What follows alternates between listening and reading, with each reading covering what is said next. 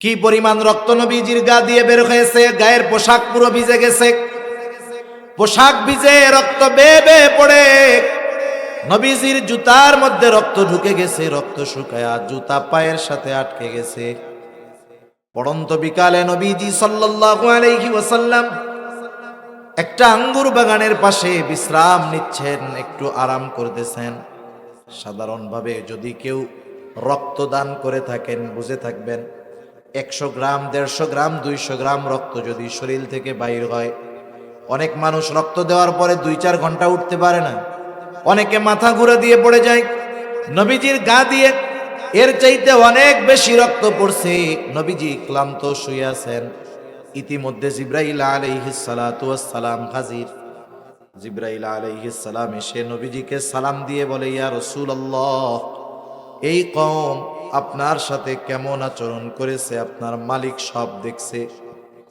আজকে আমি একা আসি নাই, আর একজন ফেরেশতাকে আমার সাথে পাঠানো হয়েছে, যে ইতিপূর্বে কখনো আপনার নিকটে আসে নাই। নবীজি বলেন, এইবার ওই ফেরেশতা আমার কাছে আসলো, আমাকে এসে সালাম দিয়ে বলতেছে, ইয়া রাসূলুল্লাহ, এই কওম আপনার সাথে কেমন আচরণ করেছে আপনার মালিক সব জানে। তিনি আমাকে আপনার আদেশ পালন করার জন্য পাঠিয়েছেন। আপনি যদি নির্দেশ দেন, 2 দিকের পাহাড় 2 পাহাড় দিয়ে তায়েফবাসীকে এমন ভাবে পিষে দেওয়া হবে যে তারা অস্তিত্বহীন হয়ে যাবে। এখানে যে একটা কওম ছিল, একটা সম্প্রদায় ছিল, এর কোনো চিহ্ন থাকবে না। নবীজি কি করলেন? আমরা হইলে কি করতাম? আমরা তো প্রতিশোধ পরায়ণ। 10 বছর আগে কেউ যদি আমাদেরকে চোখ গরম করে একটা ধমক দিয়ে থাকে, 10 বছর পর আমার যদি ক্ষমতা হয়, পাওয়ার হয়, আমি ওই 10 বছর আগের চোখ রাঙানোর প্রতিশোধ নেওয়ার জন্য অপেক্ষায় থাকি। আমি চিন্তা করি, আমার চোখ গরম করে ধমক দিছে, আমার তো এখন ক্ষমতা আছে, আমি এর চোখটারেই উঠাই দেব। নবীজি কি করলেন?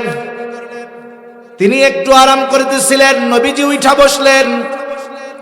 রাসূলুল্লাহ সাল্লাল্লাহু আলাইহি ওয়াসাল্লাম ওই ফেরেশতার কথার জবাবে বলেন, বাল আরজু আন ইয়াখরুজাল্লাহু মিন আসলাবিহিম মান ইয়াবুদুল্লাহ ওয়াহদাহু ওয়া লা ইউশরিকু বিহি শাইআ। নবীজি বলতেছেন, আমি তো ওদের ব্যাপারে আল্লাহ তাআলার কাছে এই আশা করি যে আল্লাহ তাআলা এই মানুষগুলোর মধ্য থেকে এমন এক কওম, এমন এক প্রজন্ম বের করবে যারা এক আল্লাহর ইবাদত করবে, তার সাথে কারো শরীক করবে না। নবীজি এমনটাও বলেন নাই হালকা পাতলা দিয়া এদেরকে একটু সতর্ক কইরা দাও, বরং যাদের দ্বারা গোটা দেহ রক্তে রঞ্জিত হয়েছে, নবীজি তাদের ব্যাপারেও প্রতিশোধ নেন নাই, বরং আশা পোষণ করেছে এরা ঈমান না আনলেও এদের পরবর্তী প্রজন্ম ঈমান আনবে। আমরা দোয়া করি আল্লাহ তাআলা তাদের সকলকে জান্নাতের উচ্চ মাকাম দান করেন, সকলে বলি আমিন। এরপরে কিছু ভাই আল্লাহর মহব্বতে এই জালেমদের বিরুদ্ধে জিহাদ করতেছে, যুদ্ধ করতেছে। এই যুদ্ধে মুসলমানদের জয় হোক অথবা পরাজয় হোক, এই যুদ্ধে অংশগ্রহণ করে যারা জীবন উৎসর্গ করে দিচ্ছে, জীবন দিয়ে দিচ্ছে, শহীদ হচ্ছে, বলেন তো মুসলমানরা পরাজিত হোক আর জয়ী হোক, যারা শহীদ হচ্ছে এরা কি হেরে গেছে না জিতে গেছে? কিছু কিছু সময় আছে জীবন চলে যায় কিন্তু মানুষ হারে না, আবার কিছু কিছু সময় আছে বেঁচে থাকলেও এটাকে আসলে বেঁচে থাকা বলে না। এখন বেঁচে থেকেও লাশ কারা? বেঁচে থেকেও লাশ তারা ইসলাম বিদ্বেষীরা, যাদের মধ্য থেকে ঈমানের মহব্বত, ইসলামের মহব্বত, ইসলামী সভ্যতা সংস্কৃতিকে বের করে অমুসলিম খ্রিস্টানদের অপসংস্কৃতিকে যদি মুসলমানদের মধ্যে ঢুকায়া দিতে পারে, আর ইসলামী সভ্যতা সংস্কৃতি তাদের থেকে যদি বের করে দিতে পারে, যেই লোকের অবস্থা ওইটা, ইসলামী সভ্যতা সংস্কৃতি তার মধ্যে নাই, অপসংস্কৃতি তার মধ্যে বাসা বেঁধেছে। মনে রাখবেন, ওই মুসলমান জীবিত থেকেও লাশ, ঠিক কিনা বলেন? ওকে অমুসলিমেরা গোনাই ধরে না। ভাই নয়েজটা বন্ধ করে আওয়াজটা ক্লিয়ার করতে হবে একেবারে। আওয়াজটা তো পরিষ্কার না, জড়াই কেন?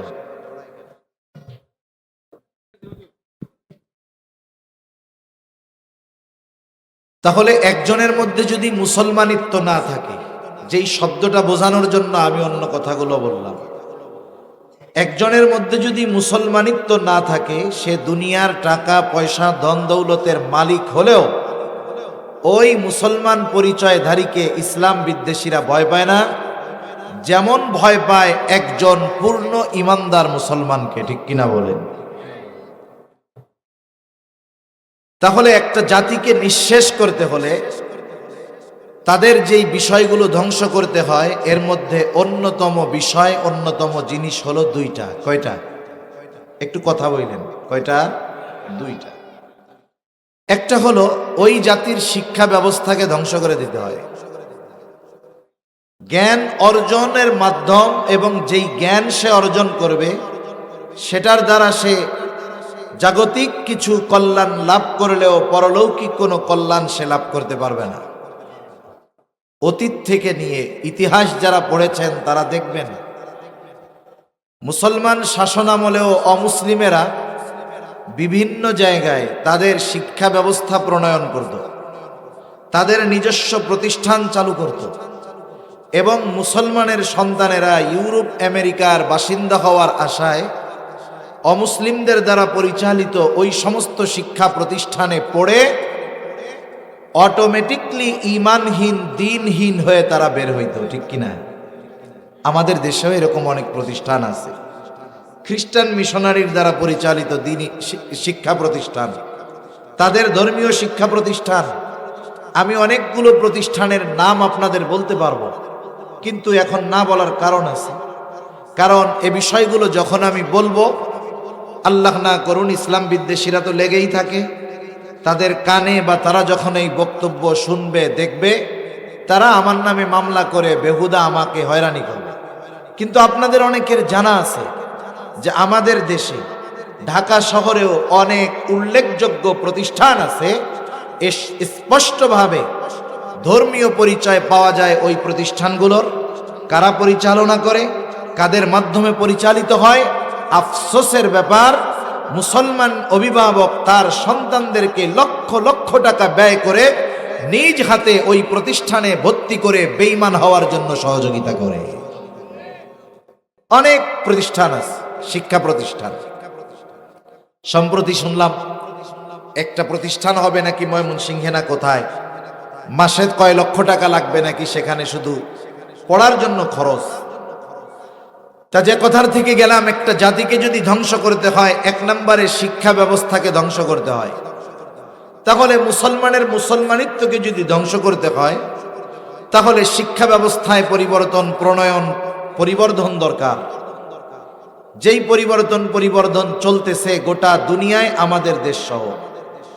অনেক মুরব্বী আছেন, আপনারা প্রাইমারি স্কুলে পড়ছেন, আপনারা আপনাদের সময়ের প্রাইমারি স্কুলের বাংলা বই আর এই সময়ের প্রাইমারি স্কুলের বাংলা বই, এই দুইটার মধ্যে আকাশ জমিন তফাৎ। আমরাই যখন প্রাইমারি স্কুলে পড়েছি তখন আমরা দেখেছি বাংলা বইয়ে কিছু গল্প পড়ে আমরা আদব লেহাজ, মুরব্বীদের সাথে আচরণ কেমনে করতে হয়, মা বাবার সাথে কেমন ব্যবহার করতে হয়, প্রতিবেশীর সাথে কেমন আচরণ করতে হয়, বড়র সাথে কেমন ব্যবহার করতে হয়, ছোটর সাথে কেমন আচরণ করতে হয়, স্কুলের বইগুলো থেকে আমরা এগুলো শিখছি। কিন্তু আফসোস, এখনকার জামানার শিক্ষা ব্যবস্থা আস্তে আস্তে এমন এক অবস্থায় যাচ্ছে যে অধিকাংশ ক্ষেত্রে আমরা দেখতে পাই এই শিক্ষাগুলো শিক্ষা গ্রহণ করে, এই পড়াগুলো পড়ে ভার্সিটিতে গিয়ে, কলেজে গিয়ে ছাত্র তার টিচাররে ধইরা পিঠায়, ঠিক কিনা বলেন? দিন শিখবে কোত্থেকে? এই শিক্ষা গ্রহণ করে তারা নাস্তিক্যবাদের দিকে ধাবিত হচ্ছে, সেকুলারিজমের দিকে ধাবিত হচ্ছে। ফেরাউন নাম শুনছেন না আপনারা? ফেরাউন কিন্তু একদিনে হঠাৎ করে নিজেকে খোদা দাবি করে নেই। স্টেপ বাই স্টেপ পদক্ষেপ নেওয়ার পরে সে ওই পদক্ষেপগুলো সফলভাবে যখন সে পার করতে পারছে, এরপরে একটা সময় ফেরাউন নিজেকে গিয়ে খোদা দাবি করছে। এটা কেমনে? মুফাসসিরিনে কেরাম লিখেন, ফেরাউন যখন একেবারে রাস্তা থেকে মিশরের বাদশা হয়ে গেছে, কবরস্থানের দারোয়ান, আস্তে আস্তে সে হলো মিশরের বাদশা। উচ্চবিলাসিতা তার মধ্যে এত অতিমাত্রায় কাজ করছে যে ফেরাউন নিজেকে খোদা দাবি করছে। কেমনে? সে তার বন্ধু হামানকে বলছে, হামান, আমার তো একটু খোদা হইতে মন চায়। হামান বলতেছে যে দেখো, তুমি এখন যেখানে আসো, এখান থেকে যদি তুমি নিজেকে খোদা দাবি করো, মানুষ তোমাকে তোমার মসনদ থেকে টেনে নামায় ফেলবে, আমও যাবে, সালাও যাবে। ওই সব চিন্তা মাথার থেকে বাদ দিয়ে দাও। কিছুদিন চলে গেছে, আবার ফেরাউনের মাথায় শয়তানে এই কথা উঠাইয়া দিছে, তোর একটু খোদা হ। আরে তুই যদি রাস্তা থেকে মিশরের বাদশা হইতে পারিস, তাহলে খোদা হইতে পারবি না কেন? এইবার ফেরাউন আবার হামানকে বলতেছে, হামান, আমার তো খোদা হইতে মন চায়। তার এই আকাঙ্ক্ষা দেখে হামান তাকে বলছে যে তুমি যদি নিজেকে খোদা দাবি করতে চাও, রব দাবি করতে চাও, তোমাকে অপেক্ষা করতে হবে এবং কিছু বিষয় তোমাকে বাস্তবায়ন করতে হবে। কি বিষয়? এই বিষয়গুলোর মধ্যে অন্যতম একটি বিষয় হলো, ওই সময়ে দ্বীনি শিক্ষার যত মাধ্যম, দ্বীন প্রচারের যত মাধ্যম, সবগুলোকে আস্তে আস্তে মডিফাই করে অথবা এগুলোকে বন্ধ করে দেওয়ার ব্যবস্থা করতে হবে। ফেরাউন সেটা গ্রহণ করছে। একটা সময় মানুষ দ্বীন শিখতে পারে নাই, দ্বীন শেখাইতে পারে নাই, পারিবারিকভাবে সতর্কতার সাথে যতটুকু সম্ভব শিখছে, শিখিয়েছে, ওটাও ছিল অনিরাপদ। অনেকে জানের ভয়ে ওটাও বাদ দিয়ে দিয়েছে। একটা সময় কি হলো, 40 বছরের উপরে ফেরাউন এরকম এক একটা কর্মসূচি নিয়েছে আর এক একটাকে সফল করছে। এরপরে দেশব্যাপী তদন্ত করছে যে এখন ওই ফেরাউন যদি খোদা দাবি করে, এই দাবির বিপরীতে প্রতিবাদ করতে পারে এমন কোন ব্যক্তি, এমন কোন গোষ্ঠী মিশরের মধ্যে আছে কিনা। খোঁজ নিয়ে দেখা হলো একজনও ওইরকম শক্তিশালী নাই যে ফেরাউনের দাবির বিপরীতে প্রতিবাদ করবে। এইবার ফেরাউনকে হামান বলতেছে, ফেরাউন, এই তো তোমার সেই সফলতার মূল সময়, তোমার আকাঙ্ক্ষা পূরণের মূল সময়, এবার তুমি নিজের খোদা দাবি করতে পারো। ফেরাউন নিজের রব দাবি করছে। মিশরের মানুষ যারা বুঝতে পারছে যে ফেরাউন আসলে রব নয়, ওরাও জানের ভয়ে কথা বলতে পারে নাই। অধিকাংশ মানুষ রবের পরিচয় না জানার কারণে ফেরাউনের এই দাবি ইচ্ছায় হোক অনিচ্ছায় হোক মানুষেরা মেনে নিয়েছে। এটা কেমনে সম্ভব হয়েছে? তাদের দ্বীন শিক্ষার ব্যবস্থা অথবা তৎকালীন শিক্ষা ব্যবস্থাকে ধ্বংস করার মাধ্যমে। এজন্য একটা জাতিকে যদি ধ্বংস করতে হয়, 1 নাম্বার তাদের শিক্ষা ব্যবস্থাকে ধ্বংস করে দিতে হয়। 2 নাম্বার, প্রত্যেকটা জাতির ব্যক্তিগত কিছু সভ্যতা সংস্কৃতি আছে। আমরা যেই দেশি হই না কেন, যেই জাতি হই না কেন, আমাদের 1 নম্বর পরিচয় হলো মুসলমান। 1 নম্বর পরিচয় কি? মুসলমান। এজন্য আমি আমার পরিচয় দেওয়ার ক্ষেত্রে আগে বলবো, আমি মুসলিম বাংলাদেশি বাঙালি। মুসলিম বাংলাদেশি বাঙালি।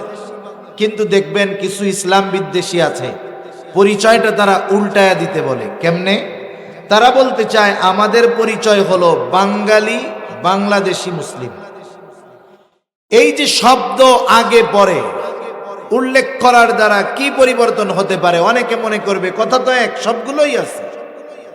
কোরআনুল কারীমে আল্লাহ রাব্বুল আলামিন যেভাবে বাক্য বিন্যাস করেছেন, শব্দ বিন্যাসের দ্বারা বাক্য বিন্যাস করেছেন, শব্দের আগ পিছ আগে পরে হওয়ার পেছনেও কারণ নিহিত আছে।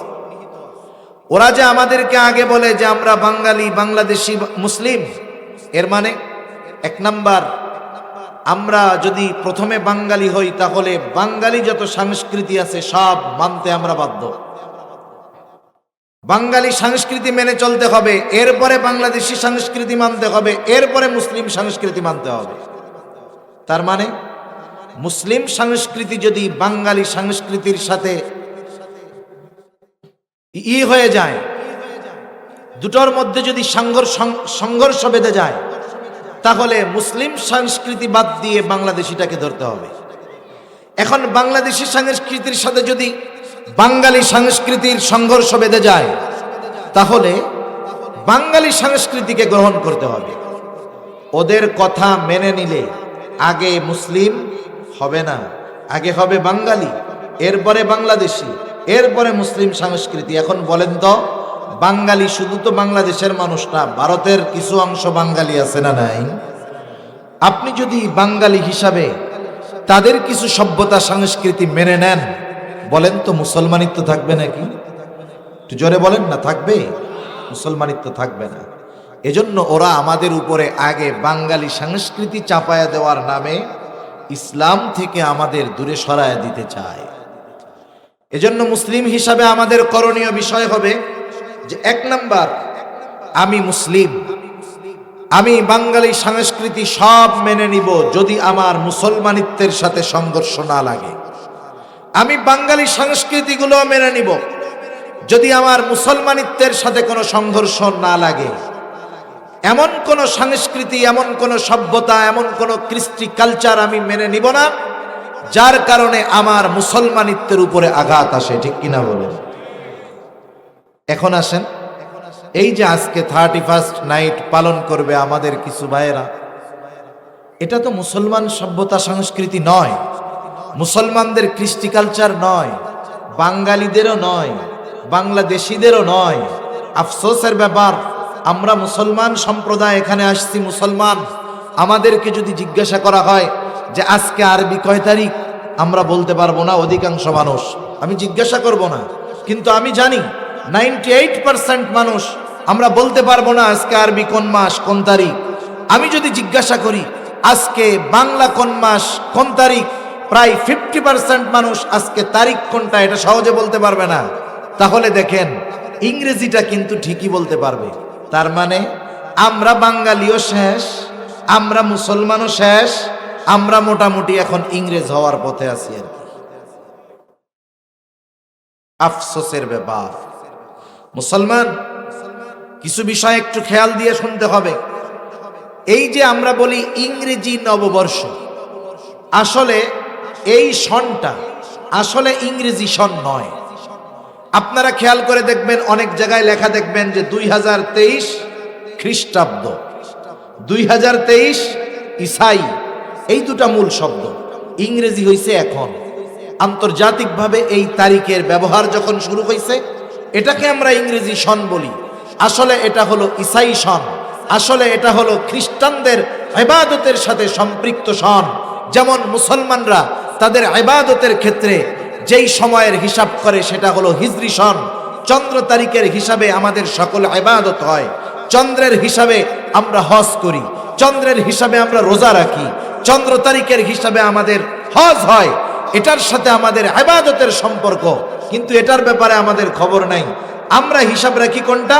খ্রিস্টানরা যেই হিসাবে তাদের ইবাদত করে ওই বছরের হিসাব আমাদের ঠিকই আছে। আপনারা জানেন? বলেন তো, খ্রিস্টানদের বড়দিন ক্রিসমাস ডে কয় তারিখ থেকে শুরু হয়? 25 তারিখ থেকে, 25শে ডিসেম্বর থেকে। একদিন কিন্তু তাদের বড়দিন শুরু ওইটা। কিন্তু এই ধর্মীয় আচার অনুষ্ঠান আপনি যদি কোথাও দেখে থাকেন যে খ্রিস্টানদের কোনো উপাসনালয় অথবা কোনো প্রতিষ্ঠান আছে, দেখবেন আজ রাত শেষ হওয়া আগ পর্যন্ত তাদের ওই অনুষ্ঠান চলমান থাকে এবং তাদের ধর্মীয় বিশ্বাস অনুযায়ী এই কয়দিন একটা বিশেষ দিবস, এই কয়দিন তারা বিশেষ উপাসনা, বিশেষ ইবাদত তারা করে থাকে। এখন এটা শেষ হয়, ওই ইবাদতের অংশ হিসাবে তারা নতুন বর্ষকে বরণ করে।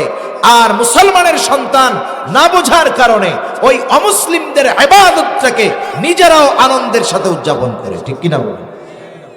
আফসোসের ব্যাপার। এটা করার কোনো সুযোগ নেই। এটা ঈমানের সাথে সাংঘর্ষিক বিষয়, এটা ঈমান ধ্বংসের কারণ হয়ে দাঁড়াতে পারে। সাথে সাথে যেই বিষয়তে গিয়ে অনেক অন্যায় হয়, অপরাধ হয়, গুনাহ হয়, পাপাচার হয়, তাহলে আমরা এটাকে উদযাপন করি অন্য পদ্ধতিতে। অনেকে দেখবেন বলে যে নতুন বর্ষ শেষ করব 2 রাকাত নামাজ পড়া, নতুন বর্ষের শুরুতেই প্রথমেই 2 রাকাত নামাজ দিয়ে আমি নতুন বর্ষকে বরণ করব। আরে মিয়া, যেটা হারাম সেটা তুমি বিসমিল্লাহ বলে আল্লাহর নাম নিয়ে খাইলেও হারাম, এমনে খাইলেও হারাম। এটা তো উদযাপন করাই হারাম। তুমি ইবাদত দিয়ে, নামাজ দিয়ে, রোজা দিয়ে, কোরআন তিলাওয়াত দিয়ে নববর্ষ ইংরেজি বা খ্রিস্ট নববর্ষকে উদযাপন করতে গিয়ে, বর্ষবরণ করতে গিয়ে তুমি ইসলামকে খাটো বানাচ্ছ, ঠিক কিনা বলো? এটা সাধারণ একটা দিনের মতো আমাদের কাছে একটা দিন। আন্তর্জাতিক নিয়মের গেড়াকলে পড়ছি, এই জন্য আমাদের এই দিবসগুলোর তারিখগুলোর হিসাব রাখা লাগে, এতটুক যথেষ্ট। কিন্তু এই বিষয়গুলোকে কেন্দ্র করে অতিমাত্রায় আনন্দ উদযাপন করার কোনো সুযোগ মুসলমানদের নাই। সেজন্য সম্মানিত উপস্থিতি, আমাদের সভ্যতা সংস্কৃতি সম্পর্কে আমাদেরও জানতে হবে, আমাদের সন্তানদেরকেও ইসলাম এবং মুসলমানদের সভ্যতা সংস্কৃতির ব্যাপারে জানাতে হবে। তা না হলে কি হবে? নামে মুসলমান হবে, বংশীয় পরিচয় মুসলমান থাকবে, কিন্তু ভেতরে মুসলমানিত্ব থাকবে। এজন্য দুটো জিনিস আপনাদের অনুরোধ করে যাব। 1 নাম্বার, মুসলিম হিসাবে আমাদের শিক্ষা হবে, প্রধান শিক্ষা হবে ধর্মীয় শিক্ষা। 2 নাম্বার, আমরা আমাদের সভ্যতা সংস্কৃতি, কৃষ্টি কালচার এগুলো সম্পর্কে নিজেরা জানবো। কোনটা মুসলমান করতে পারবে, কোনটা পারবে না, কোনটা গ্রহণ করতে পারবে, কোনটা গ্রহণ করতে পারবে না, এ বিষয়গুলো যদি আমরা, এই বেসিক বিষয়গুলো যদি নিজেরা না জানি, আমাদের অধীনস্থদেরকে যদি না জানাই, তাহলে আগামী প্রজন্ম সংখ্যায় ঠিকই বড় হবে অনেক, মুসলিম সংখ্যায় অনেক হবে, কিন্তু আসলে লড়াই করার মতো শক্তি মুসলমানদের থাকবে না। কথায় কথা আসলে তাই বলি, দেখেন সারা দুনিয়ায় প্রায় 200 কোটি মুসলমান আছে। এই দুনিয়ার পরিচালিকা শক্তি যেগুলো, দুনিয়া পরিচালনার জন্য যেই সম্পদগুলো দরকার, আল্লাহ তাআলা মুসলমানদেরকে সেই সম্পদগুলো দিয়েছে। তেল দিয়েছে, স্বর্ণ দিয়েছে, খনিজ সম্পদে আল্লাহ তাআলা মুসলিম বিশ্বকে ভরপুর করে দিয়েছে, এবং তারা এটার দ্বারা গোটা দুনিয়ার উপরে শ্রেষ্ঠত্ব এবং রাজত্ব কায়েম করতে পারে, সেই যোগ্যতা আল্লাহ দিয়ে দিয়েছে। কিন্তু আফসোস, এত সম্পদ লোকবল থাকার পরেও 1 কোটি ইহুদির কাছে গোটা দুনিয়ার 200 কোটি মুসলমান জিম্মি হয়ে আছে। এটা তো বুঝতেছেন, এত সংখ্যার পরেও কেন? কারণ হলো মুসলমানের মুসলমানিত্ব নাই, আমাদের মুসলমানের মধ্যে মুসলমানিত্ব নাই। এজন্য সংখ্যায় 200 কোটিকে তারা ভয় পায় না, তারা থোড়া কেয়ার করে। যদি আমাদের মুসলমানিত্ব থাকতো, তাহলে ওই যে বদরের ময়দানে যেমন 1000 সশস্ত্র কাফের 313 ইমানদার নিরস্ত্র মুসলমানের কাছে পরাজয় বরণ করেছিল, আজকেও গোটা দুনিয়ার কুফরি শক্তি মুসলমানের কাছে পরাজয় বরণ করতে বাধ্য হতো, ঠিক কিনা বলে? সেজন্য মুসলমানিত্ব অর্জন আমাদেরকে করতে হবে, আমাদের সভ্যতা, আমাদের কালচার আমাদের জানতে হবে। আর মুসলমানের মুসলমানি কালচারের সাথে কোন কালচার যদি মানতে গিয়ে সংঘর্ষ বাঁধে, সেটাকে ছুঁড়ে ফেলে ইসলাম এবং মুসলমানের সভ্যতা সংস্কৃতিকে আঁকড়ে ধরতে হবে।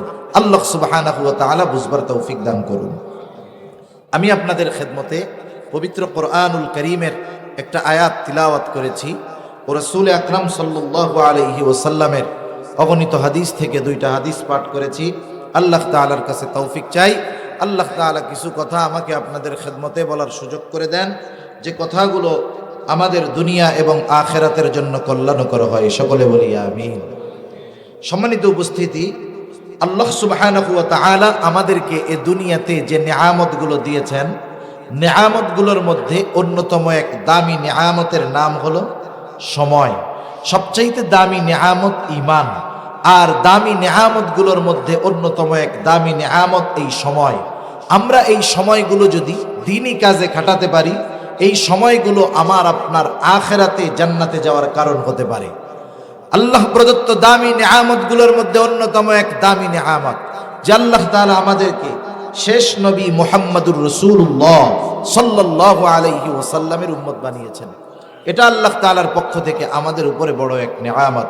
শুধু তাই না, রাসূল আকরাম সাল্লাল্লাহু আলাইহি ওয়াসাল্লাম তো আমাদের জন্য আল্লাহ তাআলার পক্ষ থেকে বিশেষ অনুগ্রহ, বিশেষ করে মুমিনদের জন্য আল্লাহ তাআলা কোরআনুল কারীমের মধ্যে সে কথা আমাদের জানায় দেন। আল্লাহ তাআলা বলেন, লাকাদ মান্নাল্লাহু আলাল মুমিনিনা ইয বা'আসা ফীহিম রাসূলাম মিন আনফুসিহিম।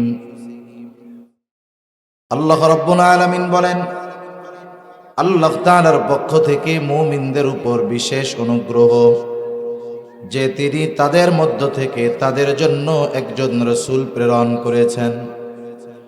শুধু তাই না, আল্লাহ তাআলা বলেন ইয বাআসা ফীহিম রাসূলাম মিন আনফুসিহিম।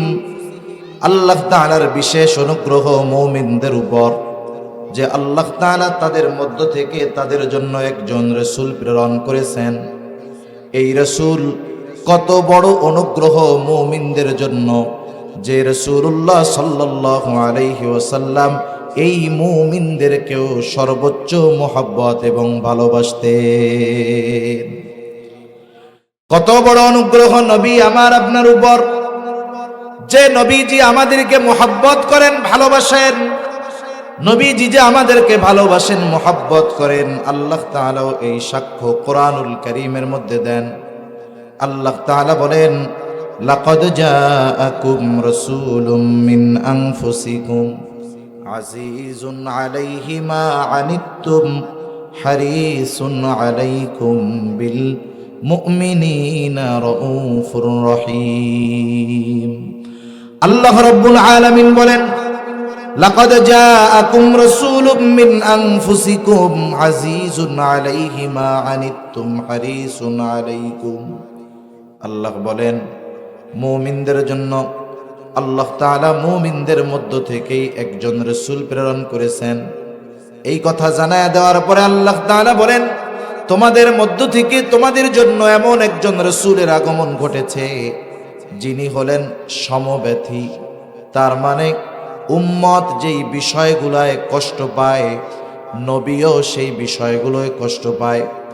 উম্মত যদি কোনো কারণে কষ্ট পায়, নবীজিও সেই কষ্টটা অনুভব করে, নবীজিও উম্মতের সেই কষ্টটা অনুভব করতে পারে মোহাব্বতের কারণে, ভালোবাসার কারণে। দুনিয়ার মধ্যে দেখবেন ছোট বাচ্চা যখন অসুস্থ হয়ে যায়, 3 বছর 2-3 বছরের বাচ্চা জ্বর হয়েছে, গায়ে প্রচন্ড জ্বর, গা কেমন যেন পুড়ে যাইতেছে। ওই বাচ্চা যখন জ্বরাক্রান্ত হয়, কষ্ট পায়, ওই মা বাবা, ওই সন্তানের মা বাবা যখন পাশে থাকে, বলেন তো সন্তানের এই কষ্টটা মা বাবার কষ্ট পাওয়ার কারণ হয় কি হয় না? সন্তানের কষ্ট মা বাবার কষ্ট পাওয়ার কারণ হয়ে যায়। রাসূল আকরাম সাল্লাল্লাহু আলাইহি ওয়াসাল্লামের উম্মতের প্রতি এরকম দরদ, মোহাব্বত, মায়া, ভালোবাসা। কেমন ভালোবাসা উম্মতের জন্য? আব্দুল্লাহ ইবনে আমর ইবনুল আস রাদিয়াল্লাহু তাআলা আনহু থেকে বর্ণিত হাদিস, তিনি বলেন আন্নান নবী সাল্লাল্লাহু আলাইহি ওয়াসাল্লাম তালা মা কওলাল্লাহি আযজা ওয়া জাল্লা ফি ইব্রাহিম আলাইহিস সালাম। রাসূল আকরাম সাল্লাল্লাহু আলাইহি ওয়াসাল্লাম কোরআন থেকে তিলাওয়াত করলেন যা আল্লাহ তাআলা ইব্রাহিম আলাইহিস সালামের ব্যাপারে নাজিল করেছেন। কি নাজিল করেছেন? আল্লাহ তাআলা ইব্রাহিম আলাইহিস সালাম তার গুনাহগার উম্মতের জন্য ক্ষমা চেয়ে আল্লাহ তাআলার কাছে দোয়া করেছেন। ওই দোয়ার খবরটা আল্লাহ তাআলা কোরআনুল কারীমে নাজিল করে জানায় দিয়েছে। প্রত্যেকটা নবী তার উম্মতকে ভালোবাসে, উম্মত গুনাহগার হোক আর নেককার হোক। ইব্রাহিম আলাইহিস সালাম তার উম্মতকে ভালোবাসে, বরং কিছু কিছু সময় বিষয়টা এমন হয় নেককারের চাইতে বদকারের জন্য চিন্তা বেশি থাকে। অনেক অভিভাবক আছে, মা বাবা আছে যাদের সন্তান 2-3টা সন্তান, 2টা সন্তান ভালো, একটা সন্তান দুষ্টু, মন্দ, পচা। মা বাবা ওই 2 ভালো ছেলের নিয়ে যত চিন্তা করে তার চাইতে বেশি চিন্তা করে ওই খারাপ অবাধ্য সন্তানটাকে নিয়ে। শুধু তাই না, যখন আল্লাহ তাআলার কাছে দোয়া করে, দোয়া মা বাবা ওই নেককার 2 সন্তানের চাইতে বদকার সন্তানের ব্যাপারে বেশি দোয়া করে। বলে আল্লাহ ছেলেটা যদি ভালো হয়ে যাইত তাহলে মরেও শান্তি পাইতাম। সব সময় চিন্তা খারাপটারে নিয়ে বেশি থাকে। কেন? সন্তান খারাপ ঠিক, মোহাব্বতের কারণে ওই খারাপ সন্তানের জন্য চিন্তা মায়া বেশি কাজ করে। প্রত্যেকটা নবী তার উম্মতকে মোহাব্বত করে ভালোবাসে। ইব্রাহিম আলাইহিস সালামও তার উম্মতকে ভালোবাসেন। এই জন্য তিনি দুআর মধ্যে বলেন, রব্বি ইন্নাহুন্না আযলালনা কাসীরাম মিনান নাস ফামান তাবিআনি ফাইন্নাহু মিন্নি ওয়া মান আসানি ফাইন্নাকা গফুরুর রহিম। ইব্রাহিম আলাইহিস সালাম বলেন, ও আমার রব, ইন্নাহুন্না আযলালনা কাসীরাম মিনান নাস, ও আমার রব, এই মানুষ, এই প্রতিমাগুলো অধিকাংশ মানুষকে পথচ্যুত করে ফেলছে, পথভ্রষ্ট করে ফেলছে। ফামান তাবিআনি ফাইন্নাহু মিন্নি, যারা আমার আনুগত্য করেছে তারা তো আমার দলভুক্ত, তারা আমার দলভুক্ত। ওমান আসানি, যারা আমার আনুগত্য করে নাই, যারা মূর্তি পূজা বাদ দিয়ে ঈমান আনে নাই, কেমন যেন ইব্রাহিম আলাইহিস সালাতু ওয়াস সালাম বলেন, আল্লাহ এরাও তো আমারই উম্মত। ইব্রাহিম আলাইহিস সালাম কেমন যেন এই গুনাহগার উম্মতের ব্যাপারে ক্ষমা চান। তিনি বলেন, আল্লাহ আপনি আমার এই গুনাহগার উম্মতগুলোকেও মাফ কইরা দেন। এজন্যই তিনি বলতেছেন, ফাইন্নাকা গফুরুর রহিম, যেহেতু যারা আমার আনুগত্য করে নাই, আপনি তো গফুর, আপনি তো রহিম, এরা তো আমারই উম্মত, আপনি আপনার গফুর গফফার রহিম রহমান নামের ওসিলায় আমার এই গুনাহগার উম্মত গুলাকেও আপনি মাফ কইরা দেন। ইব্রাহিম আলাইহিস সালাম কেমন যেন তার গুনাহগার উম্মতের ব্যাপারে আল্লাহ তাআলার কাছে ক্ষমা চাইতেছেন। وقال عيسى عليه الصلاة والسلام إن تعذبهم فإنهم عبادك। ঈসা আলাইহিস সালাম আল্লাহ তাআলার কাছে দোয়া করেন, বলেন, ইন তুআযিবুহুম ফাইন্নাহুম ইবাদুক, আল্লাহ আপনি যদি এদেরকে শাস্তি দেন এরা তো আপনারই বান্দা।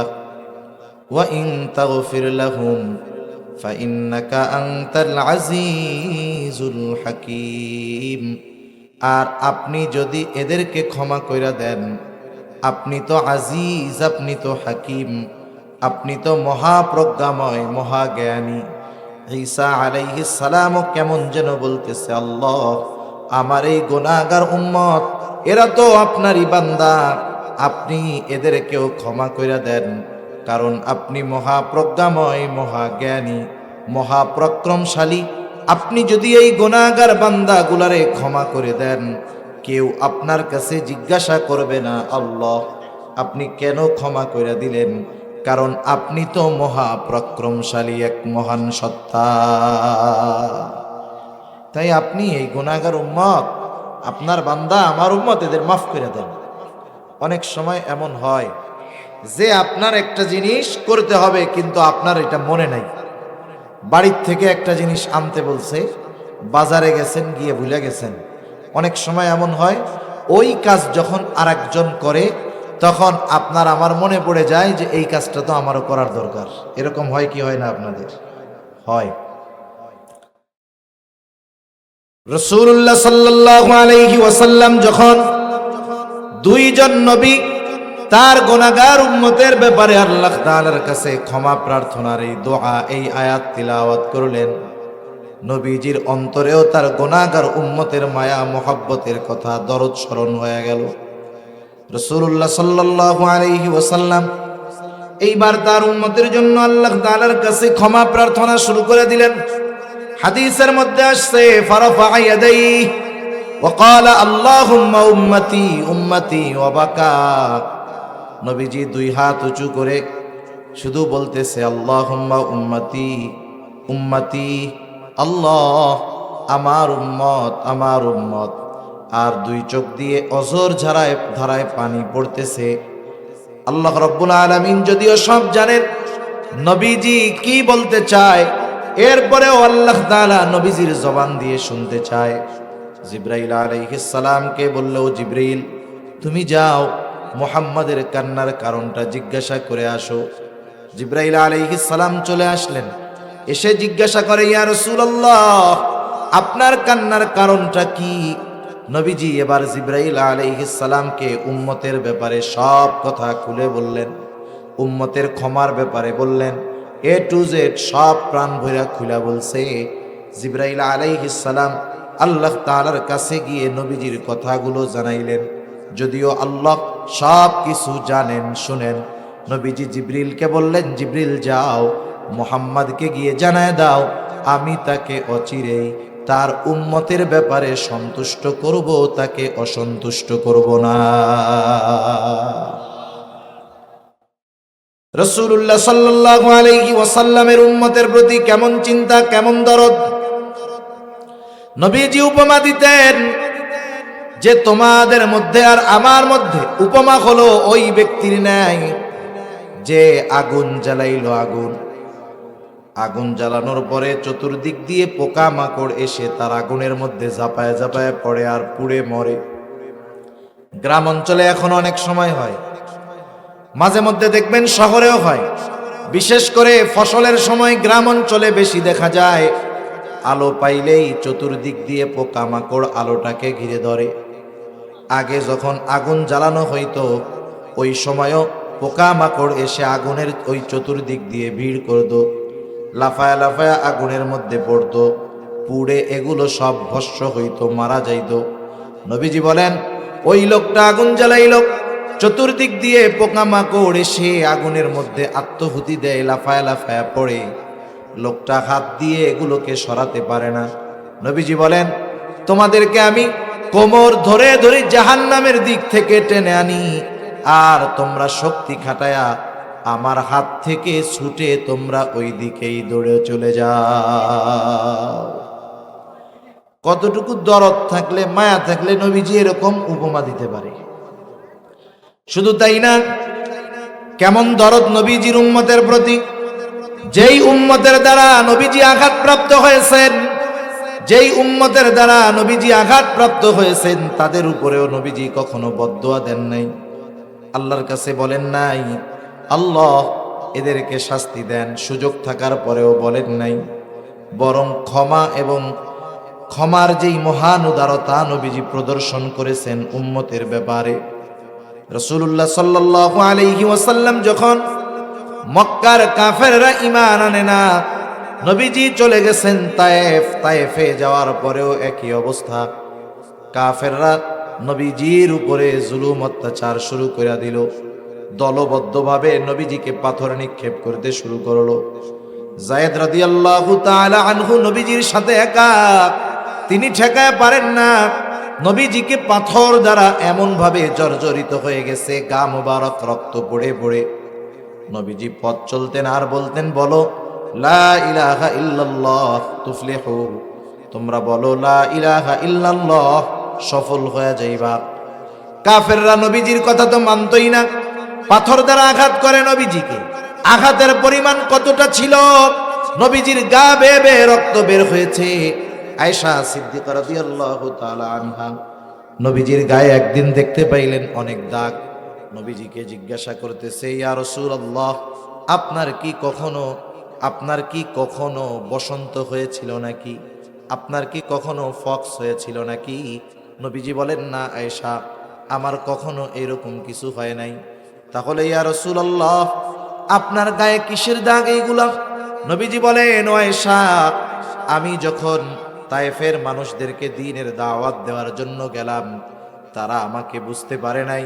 তারা যেই পাথর আমাকে নিক্ষেপ করেছে, এই দাগ হলো তাদের নিক্ষিপ্ত পাথরের আঘাতের দাগ। নবীজিকে পাথর মারছে ছোট ছোট না, বড় বড় পাথর মেরেছে।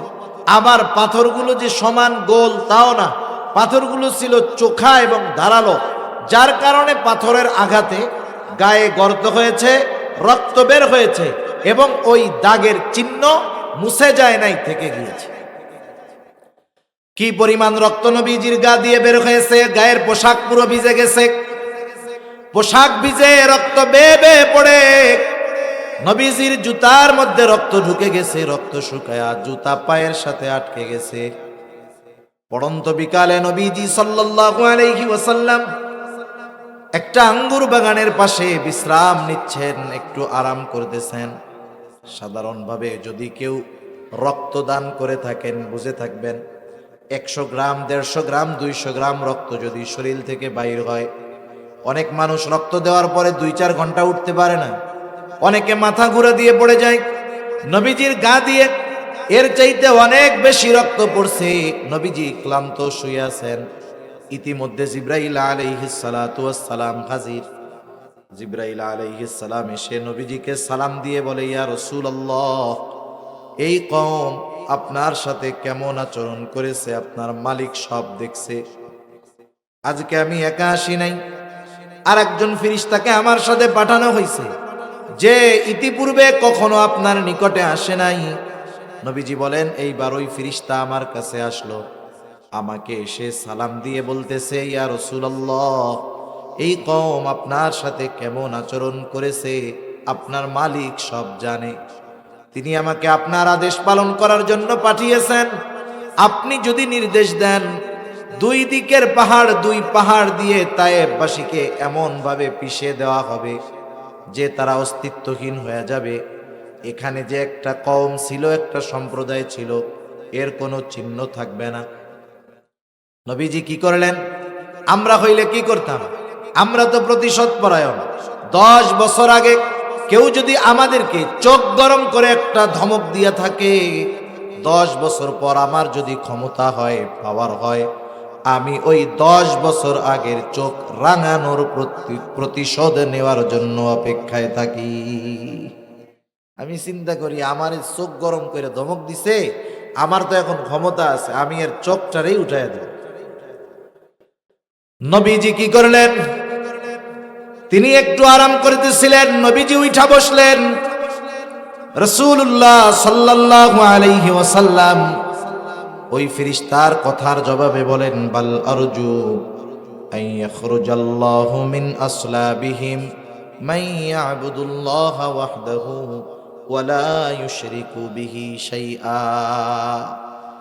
নবীজি বলতেছেন, আমি তো ওদের ব্যাপারে আল্লাহ তাআলার কাছে এই আশা করি যে আল্লাহ তাআলা এই মানুষগুলোর মধ্য থেকে এমন এক কওম, এমন এক প্রজন্ম বের করবে যারা এক আল্লাহর ইবাদত করবে, তার সাথে কারো শরীক করবে না। নবীজি এমনটাও বলেন নাই হালকা পাতলা দিয়া এদেরকে একটু সতর্ক করে দাও, বরং যাদের দ্বারা গোটা দেহ রক্তে রঞ্জিত হয়েছে, নবীজি তাদের ব্যাপারেও প্রতিশোধ নেন নাই, বরং আশা পোষণ করেছে এরা ঈমান না আনলেও এদের পরবর্তী প্রজন্ম ঈমান আনবে। এজন্য নবীজির উম্মতের প্রতি ভালোবাসার প্রকাশ ওনার সামনে যারা ছিল শুধু যে তাদের ক্ষেত্রে হয়েছে তা নয়, কিয়ামত পর্যন্ত যত উম্মত আসবে নবীজি তাদের সকলকে ভালোবাসার বহিঃপ্রকাশ ঘটায় গেছেন। সুবহানাল্লাহ। যারা আসছে তাদেরও ভালোবাসেন, যারা কিয়ামত পর্যন্ত আসবে নবী তাদেরকেও ভালোবাসেন। রাসূলুল্লাহ সাল্লাল্লাহু আলাইহি ওয়াসাল্লাম একদিন সাহাবায়ে কেরামের সাথে পথ চলতেছেন, নবীজির সাথে সাহাবায়ে কেরাম। হঠাৎ করে নবীজি বলতেছে, আমার ভাইদেরকে আমার দেখতে মন চায়। সাহাবায়ে কেরাম বলে, ইয়া রাসূলুল্লাহ, আমরা কি আপনার ভাই নই? নবীজি বললেন, তোমরা হইলা আমার সাথী সাহাবী, তাহলে আপনার ভাই কারা? নবীজি বলেন, আমার ভাই হলো তারা যারা আমার পরে আমাকে না দেখে ঈমান আনবে, তারা হলো আমার ভাই। এর দ্বারা নবীজি কিয়ামত পর্যন্ত যত উম্মত তার দুনিয়ায় আসবে সকলের প্রতি আগাম ভালোবাসার বার্তা নবীজি দিয়ে গেছেন। সুবহানাল্লাহ। এসব বিষয়গুলো থাক। এখন বলেন তো, দুনিয়াতে আসলে আমাকে আপনাকে ভালোবাসে কে? একজন মানুষ আমারে আপনারে বলে যে আপনারে খুব ভালোবাসি, কথার কথা। আপনাকে একজন বলে যে আপনারে খুব ভালোবাসি, আপনারে ভালোবাসি ভাই, দাদা, চাচা। এখন ওই যেই লোকটা ভালোবাসে তাকে নিয়ে আপনি এক জায়গায় গেছেন, যাওয়ার পরে আপনি যে কোনো এক বিপদে পড়ে গেছেন, আপনি যখন বিপদে পড়ছেন, আপনারে দেখা বিপদ থেকে বাঁচানোর জন্য আশেপাশের কিছু মানুষ সাহায্য করার জন্য আসছে, কিন্তু ওই যে যেই লোকটা আপনারে খুব ভালোবাসে, ও বিপদ আঁচ করতে পেরে সবার আগে আপনার কাছ থেকে দূরে সরে বাড়ি চলে আসছে। এখন আপনি ওইখান থেকে কোনো মতে উদ্ধার হয়ে বাড়ি আসছেন, ওর সাথে আবার দেখা, দেখাই বলতেছে ভাই আপনারে খুব ভালোবাসি, আপনারে খুব মহব্বত করি। বলেন তো এবারে কি করবেন আপনি? আপনি বলবেন যে চিটিংবাজি বাদ দাও, তুমি যদি সত্যই আমাকে ভালোবাসতা তাইলে ওই বিপদে সবাই যদি চইলা যাইতো তুমি আমার কাছে থাকতা, কিন্তু হইল কি, বিপদে পড়ার পরে তুমি আমার কাছ থেকে সবার আগে ভাগছো। এ মিথ্যা কথা আর আমারে বইলা কোনো লাভ নাই। তাহলে বাস্তবিক ভালোবাসার প্রমাণ কখন পাওয়া যায়? যখন বিপদে যে সাহায্য করে, বড় বিপদে যে সাহায্য করে, বড় বিপদে যে পাশে থাকে, সেই বাস্তবে ভালোবাসে। ঠিক কিনা বলেন? মুখ দিয়ে ভালোবাসার কথা বলুক আর না বলুক, আসলে সেই ভালোবাসে। মানুষ হিসাবে সবচাইতে বড় মুসিবত আমাদের এই দুনিয়ায় না, প্রত্যেকটা মানুষের সবচাইতে বড় মুসিবত হবে কিয়ামতের দিন। ওই দিনটা মানুষ এতটা চিন্তা, এতটা পেরেশানির মধ্যে থাকবে, ওই দিন মা তার সন্তানকে চিনবে না, সন্তান তার মাকে চিনবে না, ভাই তার ভাইকে চিনবে না। আল্লাহ তাআলা কোরআনুল কারীমের মধ্যে বলেন, ইয়াউমা ইয়াফিরুল মারউ মিন আখিহি ওয়া উম্মিহি ওয়া আবিহি ওয়া সাহিবাতিহি ওয়া বানিহি লিকুল্লি ইমরিইম মিনহুম ইয়াউমা ইযিন শা'নুন ইউগনি। আল্লাহ রাব্বুল আলামিন বলেন, কিয়ামতের দিন ভাই ভাইয়ের থেকে পলায়ন করবে, ওয়া উম্মিহি ওয়া আবিহি, পিতা মাতার থেকে পলায়ন করবে, ওয়া সাহিবাতিহি ওয়া বানিহি, সেই দিন স্ত্রী সন্তানদের থেকে মানুষ পলায়ন করবে। প্রত্যেকটা মানুষ নিজের বিশেষ চিন্তায় বিভোর থাকবে। যেই দিন মা চিনবে না সন্তানকে, মা চিনবে না সন্তানকে, বাবা চিনবে না সন্তানকে। ওই কঠিন মুসিবতে এমনও হবে, একজন মানুষ আল্লাহ তাআলার কাছে এমনটাও বলবে যে আল্লাহ, গোটা দুনিয়ার সব মানুষকে জাহান্নামে দিয়ে হলেও আপনি আমাকে জান্নাতে দিয়া দেন। কেমন মুসিবত, কত বড় বিপদ সেই দিন হবে যে মানুষ কাউরে চিনবে না, সকলেই নাফসি নাফসি করবে, নিজের চিন্তায় বিভোর থাকবে। আমার আপনার নবী মুহাম্মাদুর রাসূলুল্লাহ সাল্লাল্লাহু আলাইহি ওয়াসাল্লাম, তিনিও চিন্তিত থাকবেন, তবে নিজের জন্য নয়। নবীজি চিন্তিত থাকবেন উম্মতের জন্য। নবীজি কিয়ামতের দিন হাসরের ময়দানে উম্মতের চিন্তায় বিভোর থাকবেন। নবীজি একবার দৌড়িয়ে চলে যাবেন হাউজে কাউসারের কাছে, যেন তার কোনো উম্মত পানি পানে মাহরুম না হয়ে যায়। নবীজি আর একবার দৌড়ায় চলে যাবেন মিজানের কাছে, না জানি ওজনে কোনো উম্মত ধরা পড়ে না যায়। নবীজি আবার আর একবার দৌড়ায় চলে যাবেন পুলসিরাতের কাছে, না জানি তার কোনো উম্মত পুল পাড়ি দিতে ব্যর্থ হয়ে যায়। আবার দৌড়ায় চলে যাবেন জাহান্নামের কাছে, না জানি তার কোনো উম্মত জাহান্নামের মধ্যে দিয়ে দেয়। আবার যখন উম্মতের সুপারিশের প্রয়োজন হবে, আল্লাহর কুদরতি কদমে আল্লাহ রাব্বুল আলামিনের নবী আমাদের জন্য সুপারিশ করতে হাজির হয়ে যাবে। উম্মতের চিন্তায় নবী বিভোর থাকবে। শুধু তাই না, সব নবী জান্নাত অভিমুখে চলে রওনা হয়ে যাবে, সকলেই জান্নাতের দোরগোড়ায় পৌঁছায় যাবে। জান্নাতের দরজা বন্ধ, জান্নাতের দরজা খোলা হবে না। জিজ্ঞাসা করা হবে কেন খোলা হয় না? জবাব আসবে, যিনি আসলে খোলা হবে তিনি আসেন নাই। তিনি কে? তিনি হলেন মুহাম্মাদুর রাসূলুল্লাহ সাল্লাল্লাহু আলাইহি ওয়াসাল্লাম। কোথায় তিনি? তিনি এখনো হাসরের ময়দানে। কি করবেন? যতক্ষণ না নবী তার ওই উম্মত যার যাররা পরিমাণ ঈমান আছে তার ব্যাপারেও আল্লাহ তাআলার কাছ থেকে জান্নাতের নিশ্চয়তা নবীজি যতক্ষণ না পাবেন ততক্ষণ নবী নিজে জান্নাতে প্রবেশ করবে না। তাহলে আমাকে আপনাকে, আমার আপনার নবী, আমার মা বাবা কি স্বয়ং আমার চাইতেও নবী আমাকে বেশি ভালোবাসে, আমাদের চাইতেও নবী আমাদের বেশি ভালোবাসে।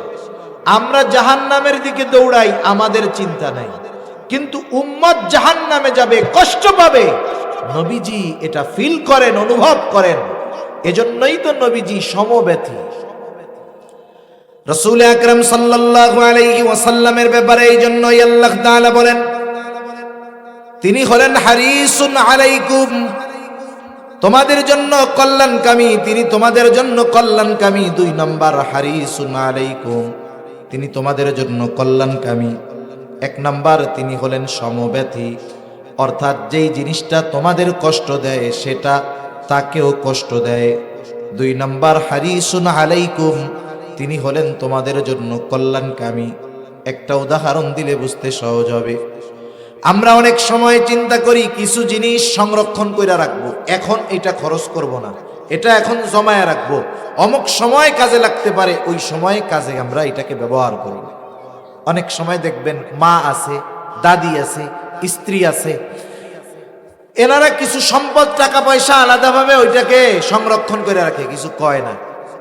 এখন দেখে স্বামীর মনটা খারাপ, কি ব্যাপার, কি হয়েছে? বলে যে এই মাসে বেতনটা এখনো পাই নাই, টাকা পয়সা, বাজারও শেষ, দোকান বাকি।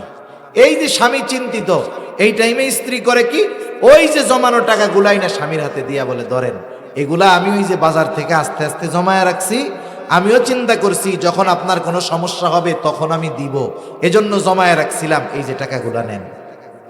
এটা তিনি কেন করলেন? তিনি স্বামীর কল্যাণকামী, এজন্য করছেন, ঠিক কিনা বলেন?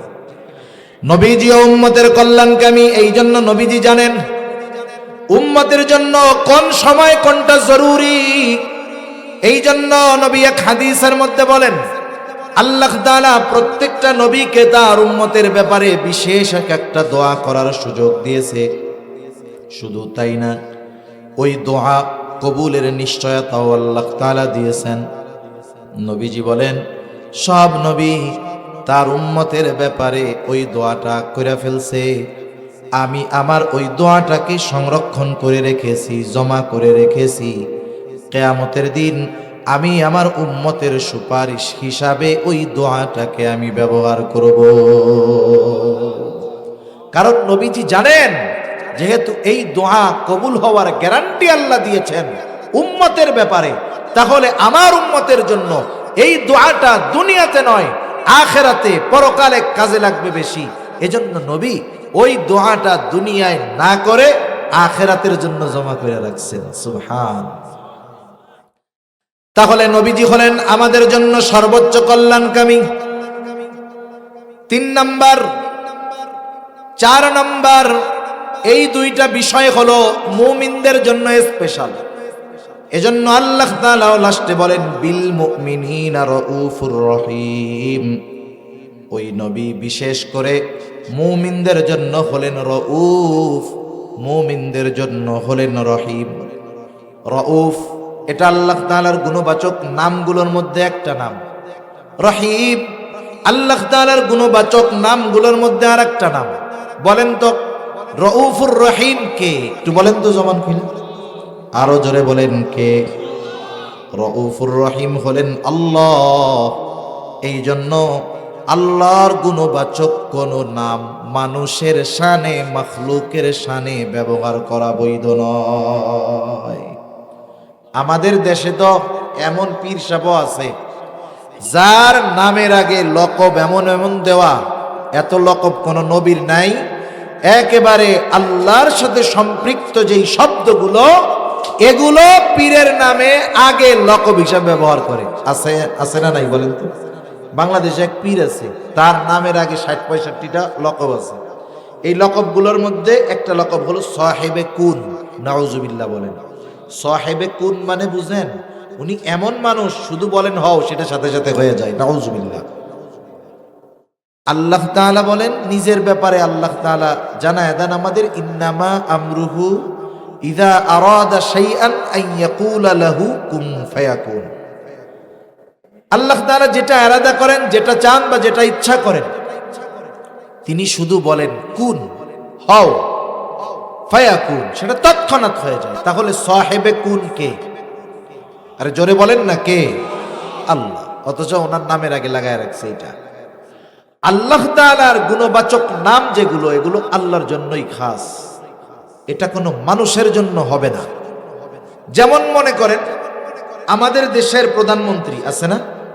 বলেন তো প্রধানমন্ত্রীর নাম কি? শেখ হাসিনা কে? প্রধানমন্ত্রী। প্রধানমন্ত্রী তো ওনার নাম না, এটা ওনার একটা সিফত। তাহলে যিনি প্রধানমন্ত্রী তিনি শেখ হাসিনা।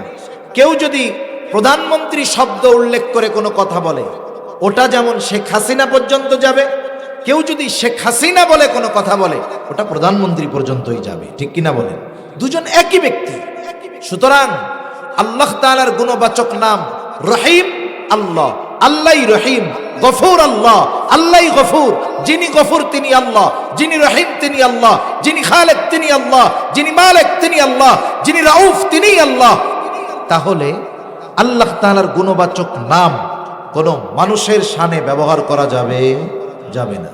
এজন্য নাম রাখার ক্ষেত্রেও, ডাকা এবং রাখার ক্ষেত্রেও সতর্কতা অবলম্বন জরুরি। যেমন আমাদের দেশে নাম রাখছে আব্দুল খালেক, মা বাবা আব্দুল খালেক রাখছে, মা বাবা আব্দুল মালিক রাখছে। ডাকার ক্ষেত্রেও আব্দুল খালেক আব্দুল মালিক ডাকার দরকার। কিন্তু কেমনে ডাকে? খালেক। মাঝে মধ্যে তো একটু তেড়া বেঁকা করে ডাকে, ও খালেক কে? আছে না এরকম? আপনি তাকে ডাকবেন আব্দুল খালেক, খালেকের বান্দা, এটা বলে আপনি তারে খালেক বানায় ফেলতেছেন। এটা ঠিক না ডাকা। যদিও আমাদের মাকসাদ, উদ্দেশ্য এটা থাকে না, তবে ডাকাটা ঠিক না। তাহলে একটু জবান খুলে বলেন তো রউফুর রহিম কে? দুনিয়ার কোন মানুষ কি রউফুর রহিম হতে পারে? হতে পারে না। কিন্তু ওই রউফুর রহিম আল্লাহ নবীজির তার উম্মতের প্রতি কেমন দরদ, কেমন মায়া, কেমন মোহাব্বত, কেমন ভালোবাসা, এটা বোঝানোর জন্য আল্লাহ তাআলা তার দুইটা গুণবাচক নাম রউফুর রহিম, এটা নবীজির শানে স্বয়ং আল্লাহ ব্যবহার করেছে। আল্লাহ তাআলা বলতেছে এই নবী হলেন এমন নবী যে মুমিনদের জন্য হলো রউফুর রহিম। তিনি হলেন মুমিনদের জন্য অতি সদয় পরম দয়ালু। আল্লাহ তাআলা তার হাবিবের ব্যাপারে বলতেছে যে তিনি হলেন তার মুমিন উম্মতদের ব্যাপারে অতি সদয় পরম দয়ালু। এই কথার দ্বারা এই বিষয়টা ক্লিয়ার হয়ে যায় যে আল্লাহ রাব্বুল আলামিন তার নবীকে কেমন ভালোবাসে, আর ওই নবী তার উম্মতদেরকে কেমন ভালোবাসে। তাহলে নবী যে আমাদের সম্পর্কের যারা আছে, মা হোক, বাবা হোক, ভাই হোক, বন্ধু হোক, সকলের চাইতে নবী যে আমাদের বেশি ভালোবাসে, কোনো সন্দেহ আছে? নবী যে সবচেয়ে বেশি ভালোবাসে, এ সাক্ষ্য কে দিয়েছে? জোরে বলেন কে? আল্লাহ দিয়েছে। এজন্য নবীকেও তো আমাদের ভালোবাসার দরকার। ভালোবাসার দরকার আছে না নাই? নবীর প্রতি উম্মতের ভালোবাসা হবে সর্বোচ্চ ভালোবাসা। এমন এক জিনিস, নবীকে ভালোবাসা নবীর অনুসরণের মাধ্যমে হয়। আর নবীকে ভালোবাসা এটা ঈমান সম্পৃক্ত বিষয়। এটা কিন্তু বিষয়টা এমন না যে সম্পর্কের ভালোবাসা, সম্পর্কের ভালোবাসা ঈমানের কারণে ত্যাগ করা যায়। সম্পর্কের ভালোবাসা ঈমানের কারণে বাড়বে, সম্পর্কের ভালোবাসা দ্বীনের কারণে কমবে। সাহাবায়ে কেরাম প্রমাণ করে দিয়েছেন, তারা প্র্যাকটিক্যাল দেখায় গিয়েছেন যে তারা তাদের নবীজির প্রতি ভালোবাসাকে সর্বোচ্চ প্রাধান্য দিয়েছেন। কারণ নবীজির প্রতি ভালোবাসা হলো মুমিনের ঈমান। রাসূলুল্লাহ সাল্লাল্লাহু আলাইহি ওয়াসাল্লাম বলেন, লা ইউমিনু আহাদুকুম হাত্তা আকুনা আহাব্বা ইলাইহি মিন ওয়ালিদিহি ওয়া ওয়ালাদিহি ওয়ান নাসি আজমাইন। নবীজি বলেন, তোমাদের মধ্যে কেউ ততক্ষণ পর্যন্ত মুমিন হতে পারবে না যতক্ষণ না সে তার পিতা মাতা, সন্তান সন্ততি সকলের চাইতে আমি নবীকে বেশি ভালো না বাসবে। নবীজিকে সর্বোচ্চ ভালোবাসতে হবে, নিজের জীবনের চাইতেও বেশি।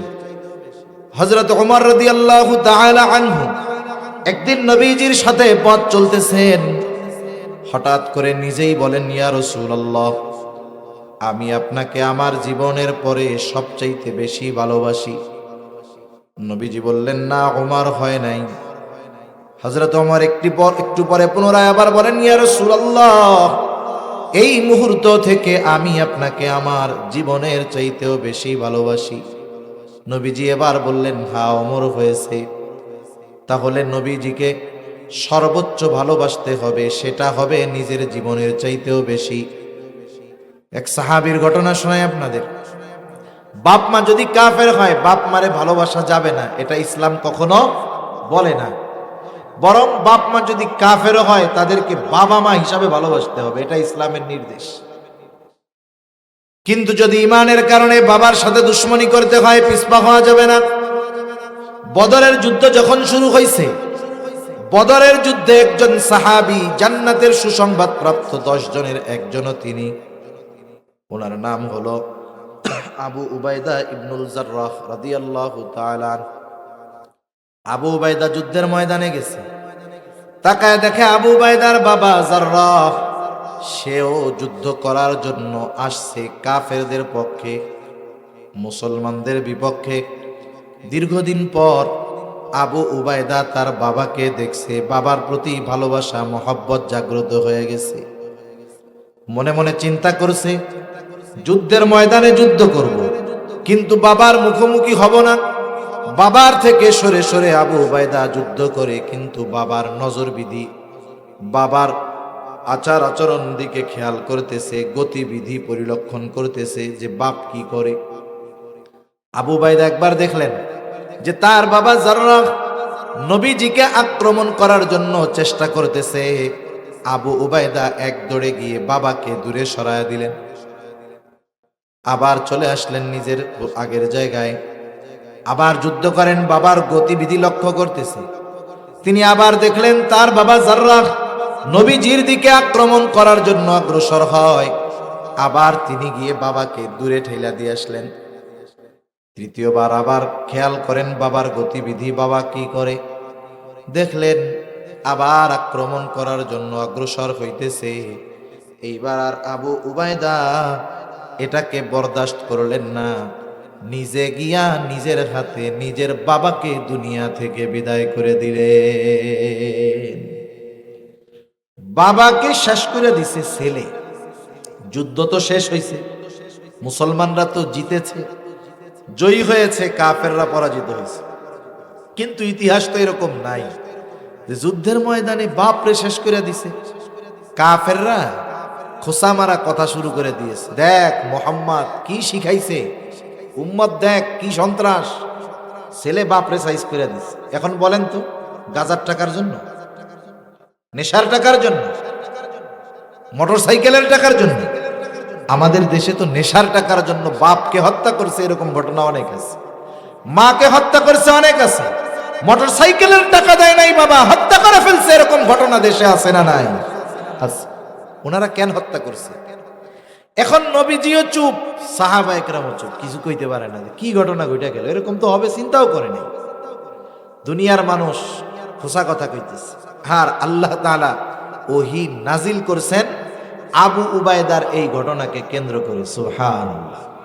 আল্লাহ তাআলা বলেন, লা তাজিদু কওমান ইউমিনুনা বিল্লাহি ওয়াল ইয়াউমিল আখির ইউআদ্দুনা মান হাদ্দাল্লাহা ওয়া রাসূলাহু ওয়ালাউ কানু আবাআহুম আও আবনাআহুম আও ইখওয়ানাহুম আও আশীরাতাহুম উলাইকা কাতাবা ফি কুলুবিহিমুল ঈমান ওয়া আইয়াদাহুম বিরূহিম মিন ওয়া ইউদখিলুহুম জান্নাতিন তাজরি মিন তাহতিহাল আনহারু খালিদিনা ফিহা রাদিয়াল্লাহু আনহুম ওয়া রাদু আন উলাইকা হিজবুল্লাহ আলা ইন্না হিজবাল্লাহি হুমুল মুফলিহুন।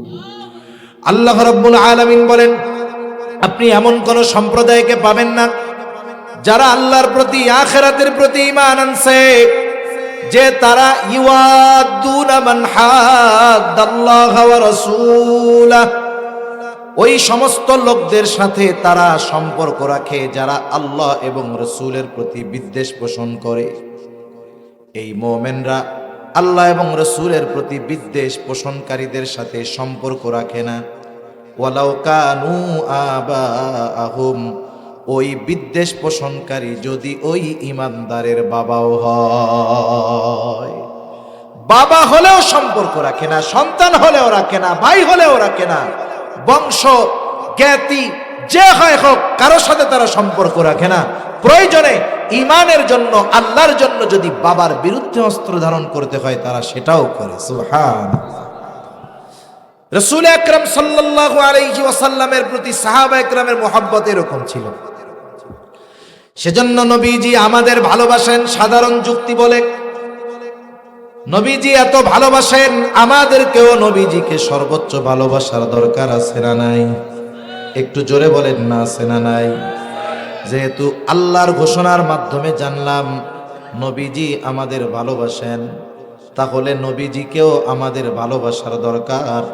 তবে নবীজিকে কেমনে ভালোবাসবো, কোন পদ্ধতিতে ভালোবাসবো, দুনিয়ার কাউকে এই পদ্ধতি আমাদের শিখায় দেওয়া লাগবে না। নবীজিকে ভালোবাসার পদ্ধতি স্বয়ং আল্লাহ এবং তার রাসূলই আমাদের জানায় দিয়েছে। ওই পদ্ধতি অবলম্বন করলেই নবীকে প্রকৃত ভালোবাসা হবে, নাইলে দুনিয়ার পদ্ধতি অবলম্বন করে বাস্তবে নবীকে ভালোবাসা হয় না। রাসূলুল্লাহ সাল্লাল্লাহু আলাইহি ওয়াসাল্লামও জানেন যে উম্মত চিন্তা করবে কেমনে ভালোবাসবে। এজন্য রাসূলুল্লাহ সাল্লাল্লাহু আলাইহি ওয়াসাল্লাম জানায় দেন, মান আহাব্বা সুন্নতি ফাকাদ আহাব্বানি ওয়া মান আহাব্বানি কানা মাই ফিল জান্নাহ। নবীজি বলেন, যে আমার সুন্নাতকে ভালোবাসলো সে আমি নবীকে ভালোবাসলো, আর আমি নবীকে যে ভালোবাসলো সে আমি নবীর সাথে জান্নাতে থাকবে। তাহলে নবীকে ভালোবাসার মাধ্যমে, সুন্নাতকে ভালোবাসার মাধ্যমে নবীকে ভালোবাসা হয়। নবীকে ভালোবাসলে নবীর সাথে জান্নাতে থাকা যায়, ঠিক কি না? এখন দেখেন, নবীর সাথে জান্নাতে থাকতে পারা এটা বড় সৌভাগ্যের ব্যাপার। নবীর সাথে যদি জান্নাতে থাকতে হয় তাহলে তো আগে জান্নাতে যেতে হবে। জান্নাতে যাইতে হইলে কি করণীয় নবীজি সেটাও বলেন। নবীজি বলেন, কুল্লু উম্মতি ইয়াদখুলুনাল জান্নাতা ইল্লা মান আবা। নবীজি বলেন, আমার সব উম্মত জান্নাতে যাবে, আবা উম্মত ছাড়া। জিজ্ঞাসা করা হলো, ইয়া রাসূলুল্লাহ, আবা উম্মত কারা? নবীজি বলেন, মান আতাআনি দাখালাল জান্নাহ ওয়া মান আসানি ফাকাদ আবা। যে আমার অনুসরণ করবে সে জান্নাতে প্রবেশ করবে, আর যে আমার অনুসরণ করবে না সে আবা উম্মত, সে জাহান্নামে যাবে। এই দুই হাদিসের সমন্বয় যদি করা হয় তাহলে মূল কথা বের হয় যে নবীর সুন্নাতকে মোহাব্বতের সাথে অনুসরণ করবে সে নবীর সাথে জান্নাতে থাকবে। সুবহানাল্লাহ বলেন। শুধু তাই না, নবীর অনুসরণের মাধ্যমে আল্লাহর ভালোবাসা পাওয়া যায়। মুমিন তো আল্লাহ তাআলাকে সর্বোচ্চ ভালোবাসে। এক নম্বরে মুমিন সবচেয়ে ভালোবাসে আল্লাহকে, দুই নম্বরে এই নবীকে। এজন্য আল্লাহ তাআলাও বলেন, ওয়াল্লাযীনা আমানু আশাদ্দু হুব্বাল লিল্লাহ। মুমিনের আল্লাহর প্রতি ভালোবাসা হলো সুদৃঢ়। এখন আল্লাহকে ভালোবাসবো কেমনে? আল্লাহ তাআলাও তাকে ভালোবাসার পদ্ধতি জানায় দিয়ে বলেন। আল্লাহ তাআলা নবীজিকে জানায় দেন, ও নবী, ও পয়গম্বর, আপনার উম্মত আমাকে তো ভালোবাসতে চায়, কিন্তু কি করলে আমাকে ভালোবাসা হবে আপনি বলেন। কুল ইন কুনতুম তুহিব্বুনাল্লাহ ফাত্তাবিউনি ইউহিব্বুকুমুল্লাহ।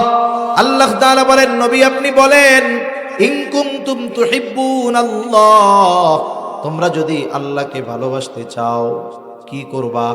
নবীজি আপনি বইলা দেন, ফাত্তাবিউনি, যে তোমরা যদি আল্লাহকে ভালোবাসতে চাও তাহলে আমি নবীর অনুসরণ করো। এখন আসেন হাদিস আর আয়াতের সমন্বয়ে কি অর্থ আসে? হাদিস আর আয়াতের সমন্বয়ে অর্থ আসে নবীজির অনুসরণ করলে আল্লাহকে ভালোবাসা হয়, নবীজির অনুসরণ করলে জান্নাতে যাওয়া যায়। তার মানে আল্লাহকে ভালো না বাসলে জান্নাতে যাওয়া যাবে না। আল্লাহকে ভালোবাসা হবে নবীর অনুসরণের মাধ্যমে।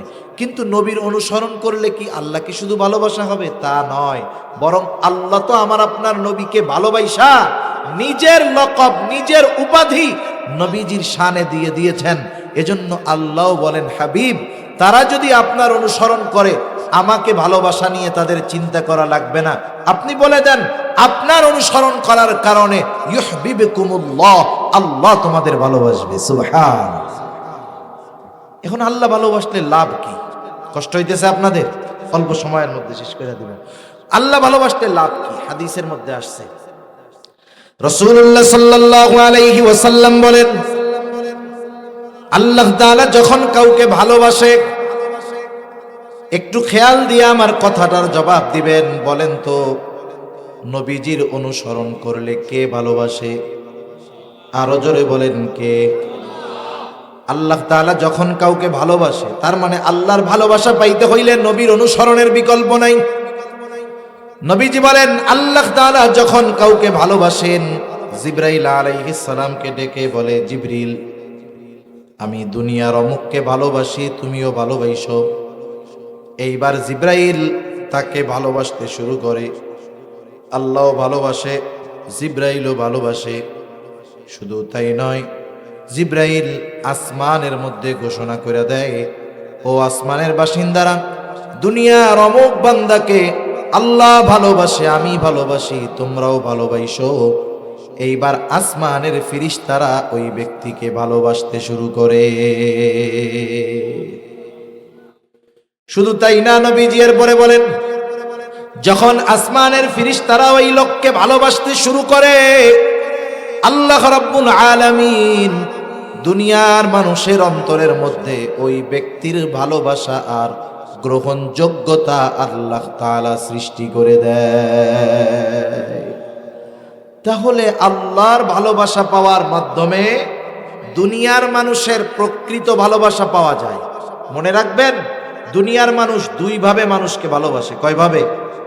দুইভাবে। একটা হলো তার অর্থ, পদ, পদবী, জাগতিক সম্মানের কারণে তাকে ভালোবাসে। আরেকটা হলো আল্লাহ প্রদত্ত নিঃস্বার্থে সে ভালোবাসে। আমি একটা উদাহরণ দিই। এই নির্বাচনের সময় নির্বাচন কেন্দ্রিক রাজনৈতিক কোনো আলোচনা নয়, এটা এমনি বোঝানোর জন্য বলতেছি। যেমন গত বছর যিনি নৌকা পাইছেন, এবছর তিনি নৌকা পান নাই, কারণ উপর থেকে নমিনেশন দেয় নাই, তাই না? এবার তিনি স্বতন্ত্রতে দাঁড়াইছেন। এরকম হয়েছে না অনেক জায়গায়? এটা আমাদের অনেক দেখা ঘটনা এরকম আছে।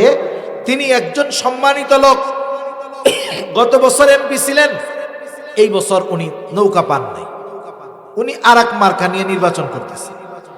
এক মাস আগেও ওনার পিছনে যারা ছাগলের বাচ্চার মতো দৌড়াইতেছে, এক মাস পরে মার্কা আর পদ না থাকার কারণে তারাই ওনারে পিটাইয়া, গাড়ি ভাঙ্গা, লাঠি দিয়ে পিটাইয়া, হাত পা ভাঙ্গা হাসপাতালে পাঠাই দিতেছে। তাহলে দেখেন, এক মাস আগে তার প্রতি ওই লোকগুলোর ভালোবাসা ছিল না? বলেন তো, এই ভালোবাসা কি আসল ভালোবাসা নাকি পদ পদবীর ভালোবাসা? আমরা জাগতিক যেই ভালোবাসাগুলো অধিকাংশ ক্ষেত্রে পাই, এটা পদ পদবী পাওয়ার ক্ষমতার ভালোবাসা, এটা অস্থায়ী। ভাল লাগে না, কিন্তু পদ আছে, সালাম দেয় আসসালামু আলাইকুম, পেছনে যাওয়ার পরে কয় ক্ষমতাটা যাক, সব কয়টা সালাম জুতা দিয়ে পিটাইয়া উসুল করি। এরকম ভালোবাসা পেয়ে আমরা মনে করি আমরা অনেক কিছু পেয়ে গেছি। কিন্তু এ দুনিয়াতে কিছু আল্লাহর বান্দা আছে যাদের প্রতি মানুষের নিঃস্বার্থ ভালোবাসা আছে, ঠিক না? যেমন মনে করেন শাইখুল হাদিস আল্লামা আজিজুল হক রহমাতুল্লাহি আলাইহি, নাম শুনছেন না আপনারা? আজিজুল হক রহমাতুল্লাহি আলাইহি, থানা যা হয় হোক, আপনাদের জেলার মানুষ তো নাকি? বলেন তো, আজিজুল হক রহমাতুল্লাহি আলাইহিকে ভালোবাসেন না? আসেননি দুই একজন এই জায়গায়? যারা চিনেন ভালোবাসেন না, আছেন কেউ? এরকম কেউ নাই। যে চিনে তার প্রতি একটা শ্রদ্ধাবোধ, তার প্রতি একটা ভালোবাসা আছে। কেন? ওনার পোলারা কি আমাকে নিয়ে চাটা খাওয়াইছে নাকি? খাওয়াই নাই। কেন? ভালোবাসা কেন? কারণ আল্লামা আজিজুল হক আসমানওয়ালার ভালোবাসা অর্জন করতে পেরেছে, ফিরিস্তাদের ভালোবাসা অর্জন করতে পেরেছে। এজন্য এ দুনিয়ার যেই মানুষই তাকে চিনে, একটা শ্রদ্ধাবোধ, ভালোবাসা অন্তরে জাগ্রত হয়ে ওঠে। ঠিক কিনা বলেন? এজন্য নবীর অনুসরণের মাধ্যমে আল্লাহর ভালোবাসা পাইলে দুনিয়ারও লাভ। তাহলে আমরা যেই মূল কথার দিকে যাই, নবীজিকে ভালোবাসার পদ্ধতি হলো নবীজির সুন্নাতকে মহব্বতের সাথে অনুসরণ করা। মনে রাখতে হবে, নবীজির সুন্নাত যার মধ্যে নাই, আল্লাহর ভালোবাসাও সে কিন্তু পাবে না। সর্বশেষ একটা কথা বলে আলোচনা শেষ করি। এই দুনিয়ার হায়াতটা হলো সবচাইতে মূল্যবান সম্পদগুলোর মধ্যে অন্যতম। এই মূল্যবান সম্পদ প্রতিনিয়ত আমরা খরচ করতেছি, ব্যয় করতেছি। একটা দিন আমার আপনার নির্দিষ্ট ওই হায়াত, মূল্যবান সম্পদটা শেষ হয়ে যাবে। তখন মালাকুল মউত চলে আসবে, আমার আপনার মরণ হবে। এই দুনিয়া থেকে আমাকে আপনাকে বিদায় নিতে হবে। মানুষ যখন মারা যায়, মানুষ মারা যাওয়ার পরে তাকে সুন্দরভাবে গোসল দেওয়া হয়, কাফনের কাপড় পরানো হয়, এরপরে জানাজা হয়। এইবার খাটিয়াটাকে ধরে কবরস্থানে নিয়ে যাওয়া হয়, লাশটাকে কবরস্থ করা হবে। এই জন্য তার আখেরাতের চূড়ান্ত সফরের প্রথম ঘাঁটি কবরে রাখা হবে। এই জন্য আমাদের অঞ্চলে যখন কোনো মাইয়াতকে কবরের মধ্যে নামানো হয়, তখন একটা দোয়া পড়া হয়। এই দোয়াটা আপনাদের জানা আছে নাকি? বলেন তো, কি পইড়া কবরের মধ্যে লাশটারে নামানো হয়? বিসমিল্লাহি ওয়া আলা মিল্লাতি রাসূলিল্লাহ। এই দোয়া পড়ে লাশ কবরে নামানো হয়। আমি মারা গেলে আমার ক্ষেত্রেও এই দোয়াটা পড়ে কবরে নামানো হবে। ইসলাম বিদ্বেষী স্বঘোষিত নাস্তিক হুমায়ুন আজাদ মরছে, ওই বেটাকেও যখন কবরে রাখছে, মনে হয় এই দোয়াটাই পড়ে রাখছে। আমাদের দেশে যত নাস্তিক আছে, এরা মারা যাওয়ার পরে সব মোটামুটি কিছু সময়ের জন্য আস্তিক হয়ে যায়। যেটা ইসলাম বিদ্বেষী, ওটাকেও কিন্তু জানাজা দিয়ে লাশটাকে কবরে রাখা হয়। ওর ক্ষেত্রেও পড়া হবে বিসমিল্লাহি ওয়া আলা মিল্লাতি রাসূলিল্লাহ। কিন্তু বাস্তবতা হলো, দল করে আরেকটা, স্লোগান দেয় আরেকটা। বলেন তো, তাইলে পিটানি আছে না নাই? আছে না? মনে করেন দল করে একটা, স্লোগান দেয় আরেকটা, তাহলে তো পিটানি আছে। এই দোয়াটা ওই ব্যক্তির সাথে সমন্বয় থাকতে হবে, অ্যাডজাস্ট থাকতে হবে, নাহলে হবে না। আমরা কি বলি এই দোয়ার মধ্যে? বুজুর্গানে দিন বলেন, এই দোয়াটার মধ্যে আমরা বলি, আল্লাহ, আপনার নামে এমন এক ব্যক্তিকে এখন কবরস্থ করতেছি, কবরে রাখতেছি, যার গোটা হায়াত, গোটা জীবন সুন্নতের উপরে পরিচালিত হয়েছে। সে যখন মারা গেছে, সুন্নাতের উপরে মরছে। সর্বশেষ তাকে যখন কবরে রাখতেছি, এই অবস্থায়ও সে নাই। এখন বলেন তো, এই দোয়াটা এই ব্যক্তির ব্যাপারে সত্য হবে নাকি মিথ্যা হবে? একটু নিজে নিজে চিন্তা করেন। হায়াত কোন সময় শেষ হয়ে যায় বলা যায় না। বুড়া হইলেই যে মানুষ মরবে, বিষয়টা এমন না। বর্তমান দুনিয়ার সমীকরণ, বুড়া মানুষের চাইতে যুবক তরুণদের মৃত্যুর হার বেশি। হঠাৎ মৃত্যু হয়, মোটর সাইকেল অ্যাক্সিডেন্টে মারা যায়। আবার যুবক মানুষ স্ট্রোক করে মারা যায়। যুবক মানুষ হঠাৎ করে মারা যাচ্ছে, এর ঘটনা ঘটতেছে প্রতিনিয়ত। একটু নিজের কাছে নিজে মাঝে মধ্যে একটু চিন্তা করবেন যে আমি যদি এখন মারা যাই, আমাকেও তো এই দোয়াটা বলে কবরে রাখবে। আমার ক্ষেত্রে দোয়াটা সত্য হবে কিনা একটু মিলায় রাখবেন। সব সময় এই প্রস্তুতি আমাদের থাকার দরকার। এখনই যদি আমার মৃত্যু হয়, কবরে রাখার সময় যেই দোয়াটা পড়বে, সেটা যেন আমার ব্যাপারে মিথ্যা না হয়। ওই দোয়ার সাথে জানি আমার বাস্তব জীবনের মিল থাকে। এই প্রস্তুতি নিয়ে এই হায়াত অতিবাহিত করার দরকার। নাইলে এই কবর হলো অনন্তকালের সফরের প্রথম ঘাঁটি, প্রথম ঘাঁটি। এই ঘাঁটি সাধারণ ঘাঁটি না। জান্নাতের সুসংবাদ প্রাপ্ত সাহাবারাও এই ঘাঁটির ব্যাপারে চিন্তিত থাকতেন। হযরত ওসমান রাদিয়াল্লাহু তাআলা আন, নবীজির দুইটা কন্যা ওনার সাথে বিবাহ দিছেন, দুইজনই মারা গেছে। নবীজি বলে, ওসমান, আমার তো আর অবিবাহিত কন্যা নাই, যদি থাকতো তৃতীয় জনকেও আমি তোমার সাথে বিবাহ দিতাম। সুবহানাল্লাহ। জান্নাতের সুসংবাদ প্রাপ্ত একজন সাহাবী। শুধু তাই না, ওনার ব্যাপারে একটা ঘটনা আছে। আমি যেহেতু ঘটনাটা মনে আসলো, ঘটনাটা বইলে আমি আলোচনা শেষ করে দিব 5-7 মিনিটের মধ্যে। যখন মক্কা থেকে মদিনায় সাহাবায়ে কেরাম গেছে, স্বাভাবিক মক্কার আবহাওয়া মদিনার আবহাওয়া একটু পরিবর্তন থাকবে, স্বাভাবিক বিষয়। আর আরবের মানুষের সবচাইতে কষ্টের বিষয়টা ছিল পানি। মুসলমানেরা মদিনায় গেছে, পানি পান করার জন্য সুপেয় পানি নাই। যেই কয়েকটা কুয়া আছে, কুয়ার পানি লবণাক্ত, পান করার অনুপযুক্ত। আর মিষ্টি পানির কুয়া, এটার মালিক হলো একজন ইহুদি, সে মুসলমানদেরকে ঠিকমতো পানি টানি দেয় না। নবীজির কাছে অভিযোগ আসলো, ইয়া রাসূলুল্লাহ, আমাদের তো খাওয়ার পানির বড় কষ্ট হইতেছে, ইয়া রাসূলুল্লাহ, পানির জন্য অনেকে অসুস্থ হয়ে যাইতেছে। যেটা সুপেয় মিষ্টি পানির কুয়া, সেটার মালিক একজন ইহুদি, সে ঠিকমতো মুসলমানদের পানি দেয় না, ইয়া রাসূলুল্লাহ, খুব কষ্টে আছি আমরা। উপস্থিত সাহাবায়ে কেরামের সামনে নবীজি ঘোষণা করলেন, তোমাদের মধ্যে এমন কে আছো যে ইহুদির কাছ থেকে ওই কুয়াটা কিনে মুসলমানদের পানির সমস্যাটা দূর করে দিবা?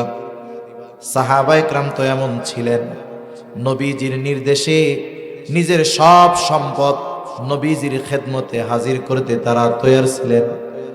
সাহাবায়ে কেরাম অনেকজন আশা করছে হয়তো আমি এই ফজিলত অর্জন করতে পারবো। ইহুদির কানে খবর চলে গেছে যে মুহাম্মদ সাল্লাল্লাহু আলাইহি ওয়াসাল্লাম এই ঘোষণাটা প্রদান করেছে। ইহুদি এবার চিন্তা করতেছে, তাইলে তো কাম সারা। মুহাম্মাদের উম্মত যারা, এরা জীবনের সর্বস্ব দিয়ে হলেও এই কুয়াটা কিনবে। এইবার বাজারে যেটার চাহিদা থাকে, দেখবেন কম দামি জিনিস হঠাৎ করে দামি হয়ে যায়, ঠিক কিনা? ওই যে করোনাকালীন সময় যখন মাস্কের ওয়াজ দিত, আমাদের মাস্ক হইতো না, যে মাস্ক পরতে হবে করোনার কালীন সময়, কত ফার্মেসির মধ্যে 5-6 বছর আগের ওই মাস্ক পড়া থাকছে, কোনা দিয়ে প্যাকেট ইঁদুরেও কাইটা ফেলছে। যখন উনি এই খবর পাইছে রে মাস্ক ব্যবহার করতে বলছে, 50 পয়সা দিয়ে কেনা মাস্ক এক একটা 50 টাকা বিক্রি করছে। করে না এরকম? করছে। চাহিদার কারণে দাম বেড়ে গেছে। ইহুদি চিন্তা করতেছে, সুযোগ পাইছি, যেই ইহুদির কাছে কুয়া কেনার দাবি করে, ইহুদি অনেক গুণ বেশি দাম দাবি করে, কেউ কেনার মতো অ্যাবিলিটি নাই, কেউ কিনতে পারে না। হযরত ওসমান রাদিয়াল্লাহু তাআলা আনহুর কানেও খবর গেছে নবীজি এই কথা বলছে, কিন্তু সে কুয়ার দাম অনেক চায়, কেউ কিনতে পারে নাই। উসমান তো ধনী ছিলেন, বড় ব্যবসায়ী ছিলেন। ইহুদির কাছে গিয়া ব্ল্যাঙ্ক চেক দিয়ে দিছে, ব্ল্যাঙ্ক চেক। তার মানে বলতেছে, ইহুদি তুমি এই কুয়ার জন্য কত টাকা চাও? ইহুদি যা দাম চাইছে, ওসমান রাদিয়াল্লাহু তাআলা আনহু সেই দামে কুয়াটা ইহুদির কাছ থেকে কিনে ওই কুয়া সকলের জন্য উন্মুক্ত করে দিয়েছে। নবীজির কাছে খবর আসলো, ইয়া রাসূলুল্লাহ, মুসলমানদের পানির কষ্ট শেষ কেমনে হইল? বলে, আপনার জামাতা উসমান সে ইহুদির কাছ থেকে অনেক বেশি দাম দিয়ে কুয়া কিনে সকলের জন্য উন্মুক্ত করে দিয়েছে। নবীজি তখন ওই মজলিসের মধ্যে বলছে, শোনো, উসমান ইহুদির কাছ থেকে কুয়া কিনে নাই, বরং উসমান তার এই কর্মের মাধ্যমে আল্লাহ তাআলার কাছ থেকে জান্নাত কিনে নিয়েছে। এই মানুষটাও কবরের ব্যাপারে এত ভীত চিন্তিত ছিলেন, কান্না করতেন। জিজ্ঞাসা করা হইতো যে আপনি তো জান্নাতের সুসংবাদ পাইছেন, আপনি কান্না করেন কেন নবীজি? তখন উসমান রাদিয়াল্লাহু তাআলা আনহু বলতেন, নবীজি তো আমাকে জান্নাতের সুসংবাদ দিয়েছে, কবরে আমার সাথে কেমন আচরণ করা হবে এটা তো আমাকে বলে নাই। ওই অনন্তকালের চূড়ান্ত সফরের প্রথম ঘাটি কবরে যদি আমাকে রাখা হয় আমার ব্যাপারে একটা মিথ্যা কথা দিয়ে, এটা আমার আপনার জন্য বড় দুর্ভাগ্যের ব্যাপার। এজন্য যেই নবী আমাদেরকে এত ভালোবাসেন, সেই নবীর ভালোবাসার প্রতিদান ঈমানি এই মোহাব্বত নবীজির প্রতি প্রদর্শন করতে গিয়ে সুন্নাতের উপরে যেহেতু চলতে হবে, দুনিয়ার মানুষ যদি সুন্নাতের উপরে চলার কারণে তিরস্কারও করে, পিছপা না হয়ে নবীর সুন্নাতের পরিপূর্ণ অনুসরণকারী হওয়া যাবে তো ইনশাআল্লাহ। শুনেন, দুনিয়াতে ভালো কাজ করতে গেলে বাধা আসবে, মানুষের কথা আসবে। এখন যুবক অনেক দাড়ি রাখে না। এখন কথা হইলো যে কি হুজুর, দুনিয়ায় কি আর সুন্নাত নাই? আপনারা হুজুররা পাইছেন শুধু দাড়ির কথাই করেন। এখন দাড়ির সুন্নাতের কথা কেন বলে? বুজুর্গ উলামায়ে কেরাম বলেন, দাড়ি হলো এমন একটা সুন্নাত যেটা বাকি অনেক সুন্নাতকে সহজ করে দেয়। দাড়ি হলো এমন এক সুন্নাত, এক সুন্নাত অনেক গুনাহ থেকে বাঁচার কারণ হয়। মনে করেন এক লোকের দাড়ি আছে কিন্তু নামাজ কালাম পড়ে না, এরকম লোক সমাজে আছে না? অনেক আছে। দাড়ি আছে কিন্তু নামাজ পড়ে না, বেনামাজি। ওই দাড়ি আছে তার, সে যদি একটা গুনাহ করে বা অন্যান্য অপরাধ করে, মানুষ বলে আরে মিয়া, দাড়ি রাইখা আপনি এই কাজটা করলেন। এই যে কথাটা বলে যে দাড়ি রাইখা এই কাজটা করলেন, তার মানে দাড়ির প্রতি তার আর স্পেশাল একটা শ্রদ্ধাবোধ, মোহাব্বত, ভালোবাসা আছে, এজন্যই বলে। এখন অনেক যুবকদেরকে দাড়ি রাখতে বললে দাড়ি রাখে না। কেন রাখো না? বলে এখন তো হুজুর কলেজে পড়ি, হাই স্কুলে পড়ি, সকলে ভাইয়া বলে, দাড়ি রাখলে তো আমার দাদাও আমারে চাচা ডাকা শুরু করবে। বাসের মধ্যে দেখেন না, অনেক দাড়িওয়ালা যারা আছে এরা বুঝবে তো, দেখা যাবে কন্ট্রাক্টর তার দাড়ি নাই কিন্তু মরতে কয়দিন বাকি, 70 বছর বয়স, ওই 18, 20 বছর, 25 বছরের এক যুবক তারা বলতেছে কাকা কাকা একটু পিছনে যান, পিছনে যান। অথচ দাদার বয়সী লোক দাড়ির কারণে কাকা বলতেছে। অনেকেই চিন্তা করে দাড়ি রাখে না যে হুজুর এখন আর ভাইয়া বলবে না, তাইলে আমার চাচা ডাকা শুরু করবে। আবার কতজন আছে লেখাপড়া শেষ, চাকরি বাকরি করে এখনো দাড়ি রাখে না, নামাজ কালাম পড়ে, দাড়ি রাখো না কেন? বলে দাড়ি রাখলে ভালো মেয়েরা পছন্দ করবে না, বিবাহ শাদী ভালো হবে না। আপনারা আমার একটু বলেন তো, নবীজি 4টি বিষয় দেখে বিবাহ করতে বলেছে। কয়টি বিষয়? একটা হলো সৌন্দর্য, একটা হলো বংশ, একটা হলো সম্পদ। নবীজি বলেন এরপরে হলো দিন। তবে ফাজফার বিদাতি দিন, দিনকে প্রাধান্য দাও। দিনদারিত্ব আছে, বাকি 3টা নাই। বিবাহ যদি হয়ে যায় সবর করো, এই দিনদার মেয়ের থেকে হয়তো আল্লাহ এমন সন্তান দিবে যেটা তোমার চক্ষু এবং হৃদয়ের প্রশান্তির কারণ হবে। ঠিক কিনা বলেন? আর দিন নাই, বাকি 3টা আছে। দিন নাই, সৌন্দর্য আছে। দিন নাই, টাকা পয়সা আছে। দিন নাই, অনেক উচ্চ বংশীয়। তুমি যদি চিন্তা করো যে ওই সুন্দরী, টাকা পয়সাওয়ালা, উচ্চ শিক্ষিতা, সে আমারে বিবাহ করবে না আমার দাড়ি থাকলে, সে পছন্দ করবে না আমাকে দাড়ি থাকলে, হ্যাঁ হতে পারে তুমি টাকাওয়ালা মেয়ে বাবা, হতে পারে তুমি সুন্দরী পাবা, হতে পারে তুমি অনেক বংশীয় পাবা, কিন্তু আমি তোমারে বলি পরকালে তুমি জান্নাতি না জাহান্নামী সেটা আল্লাহ ভালো জানে। কিন্তু ওই দিনহীন সুন্দরী টাকাওয়ালা বংশীয় মেয়েটা যে নবীর সুন্নাতকে পছন্দ করে না, ওকে ঘরে আনার পরে আখেরাতে কি হবে জানি না, কিন্তু দুনিয়ায় একটা ছোট্ট জাহান্নাম আশা করা যায়, তুমি দেখতে পারবা। দুনিয়ায় ছোট্ট একটা জাহান্নাম দেখতে পারবা। এজন্য যেই মেয়ে সুন্নাতকে পছন্দ করে না সেই মেয়ে ভালো হয় কোন যুক্তিতে, আমার এটা বুঝে আসে। এজন্য দুনিয়ার মানুষ তিরস্কার করুক, অনেক সময় দেখবেন একজন আরেকজনকে ফলো করতে গিয়ে যদি কেউ তিরস্কার করে, ওকে ও ছোট মনে করে না নিজেকে। যেমন বিশ্বকাপ ফুটবল খেলা আসলে আমরা কিন্তু হরেক রকমের চুলের কাটিং দেখি, দেখেন না আপনারা? কত রকমের কাটিং, মোরগ কাটিং দেখেন নাই? এই মধ্যে দিয়ে আছে, চারদিক দিয়ে নাই। আরে এইগুলা কাটিং আমাদের অঞ্চলে আমরা ছোটবেলায় দেখছি মুরগি চুরি হয় ধরা পড়ে না, মুরগি চুরি হয় ধরা পড়েই না। হঠাৎ একদিন মুরগি চোর ধরতে পারছে, ধরা খাইছে মানে কি অতীতে যত মুরগি চুরি হয়েছে সব এইটাই করছে। এইবার ওকে করতো কি, অর্ধেক চুল চাইছা আধা টাক বানাইয়া বাকি অংশে কালি লাগাইয়া এলাকার মধ্যে জুতার মালা পরাইয়া ঘুরাইতো। এরকম মানুষও বুঝতো যে এটা হলো মুরগি চোর, অর্ধেক টাক বানাইছে ওরে। এখন আরেকজন ওই বিশ্বকাপ ফুটবলের সময় অর্ধেক টাক এই জায়গায় নাই, এই জায়গায় খানিক আছে, এরকম কাটিং দিয়ে আসছে। মুরব্বীরা তো এটা বুঝবে না। এখন ওরে জিজ্ঞাসা করতেছে, কিরে তুই কি মুরগি চুরি কিরে ধরা খাইছিলি নাকি, এরকম কাটিং দিলি কেন? এখন বলেন তো, ও এই কথার প্রতিবাদ করবে কি করবে না? ও গর্বের সাথে বলবে, দাদা এ কথা বললেন না, আপনি জানেন এটা কি স্টাইলের কাটিং, এটা মুন্সিগঞ্জেও কাটা যায় না, ঢাকার থেকে 3000 টাকা দিয়ে আমি এই কাটিং দিয়ে আসছি। মুরব্বীও বলবে ভালোই তো, 3000 টাকা দিয়ে মুরগি চোরা কাটিং তো আমরা এমনি দিয়ে দিতে পারতাম। এখন বলেন ওর কথার দ্বারা আপনি কি বুঝলেন?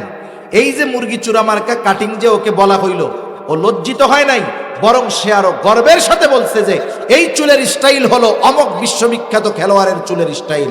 গর্বের সাথে বলছে না? আরে মিয়া, তোমাকে দাড়ি রাখার কারণে কেউ যদি চাচা বলে, দাড়ি রাখার কারণে যদি মুরব্বী বলে, দাড়ি রাখার কারণে যদি বুড়া বলে, তুমি বলবা আরে বেটা এটা হলো মুহাম্মাদুর রাসূলুল্লাহর স্টাইল, ঠিক কিনা বলে? ওই তিরস্কার আখেরাতে পরিবর্তন হয়ে ওই তিরস্কারের পরিবর্তে আল্লাহ জান্নাত পুরস্কার দিবে ইনশাআল্লাহ। এজন্য আমরা নবীজির সুন্নাতের পরিপূর্ণ পাবন্দি করার চেষ্টা করব। সুন্নাত হলো মুসলমানদের স্টাইল, মুসলমানদের সভ্যতা, কৃষ্টি, কালচার, অনুকরণীয়, অনুসরণীয় সব মুহাম্মাদুর রাসূলুল্লাহর পদ্ধতি।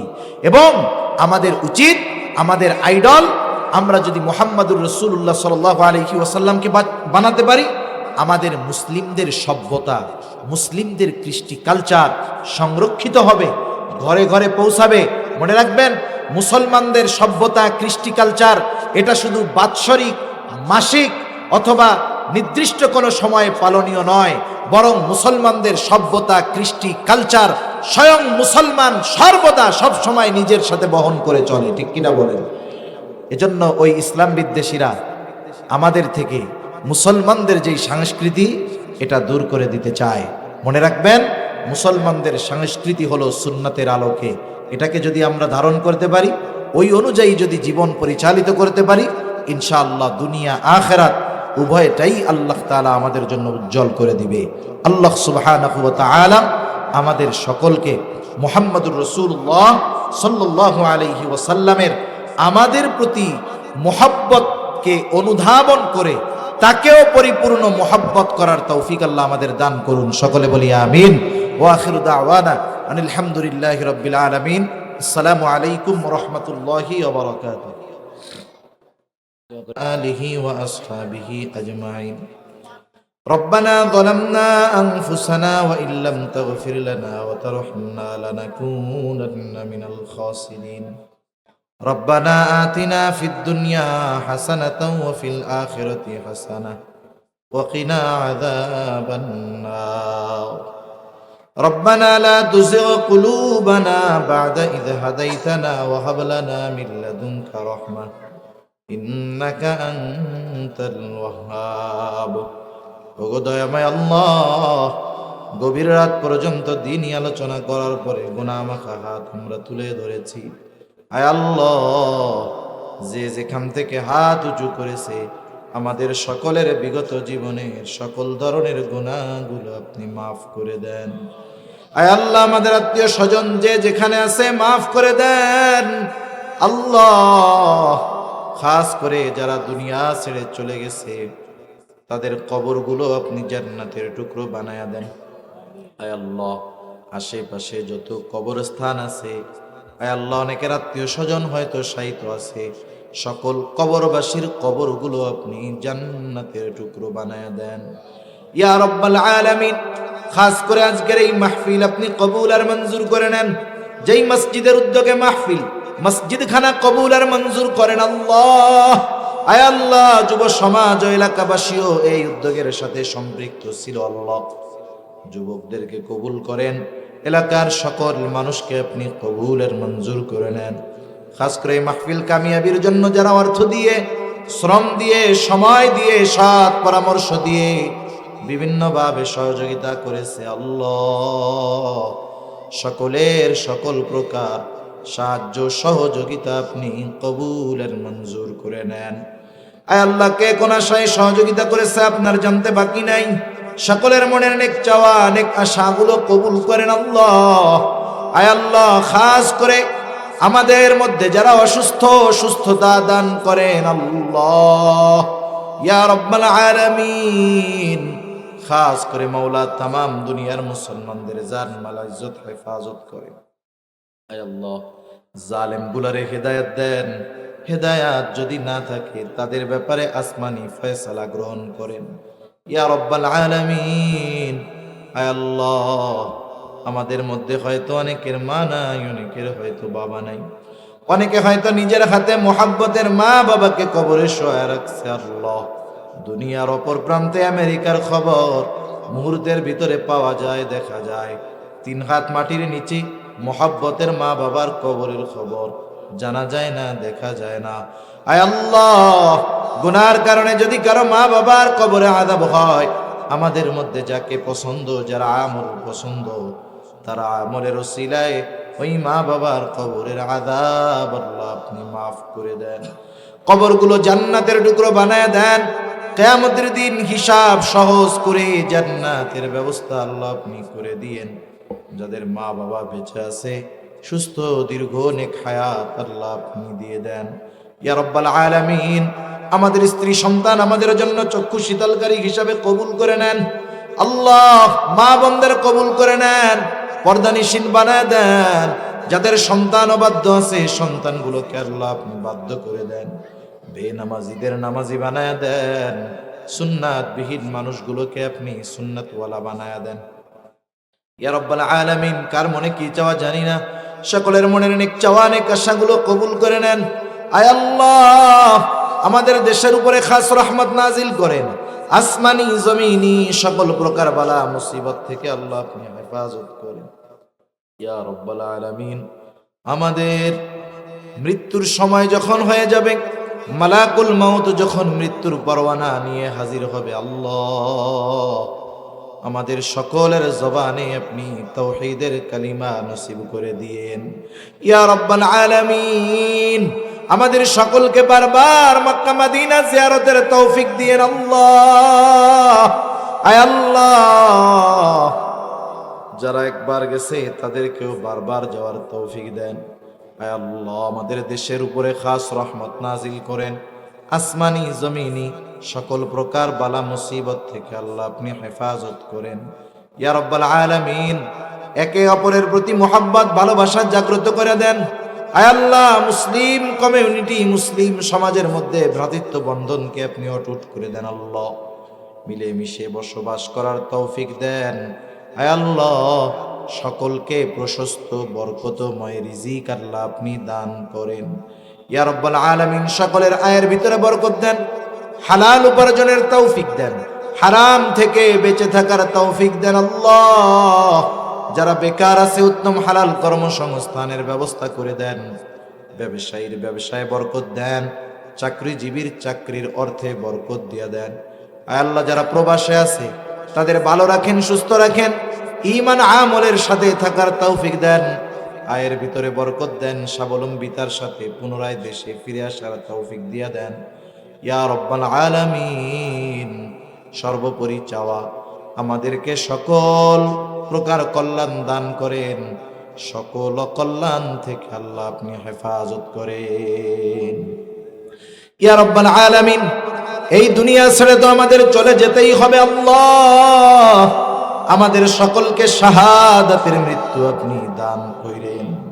আল্লাহুম্মা রযুকনা শাহাদাতান ফি সাবিলিক ওয়াজআল মাউতানা বিবালাদি রাসূলিক।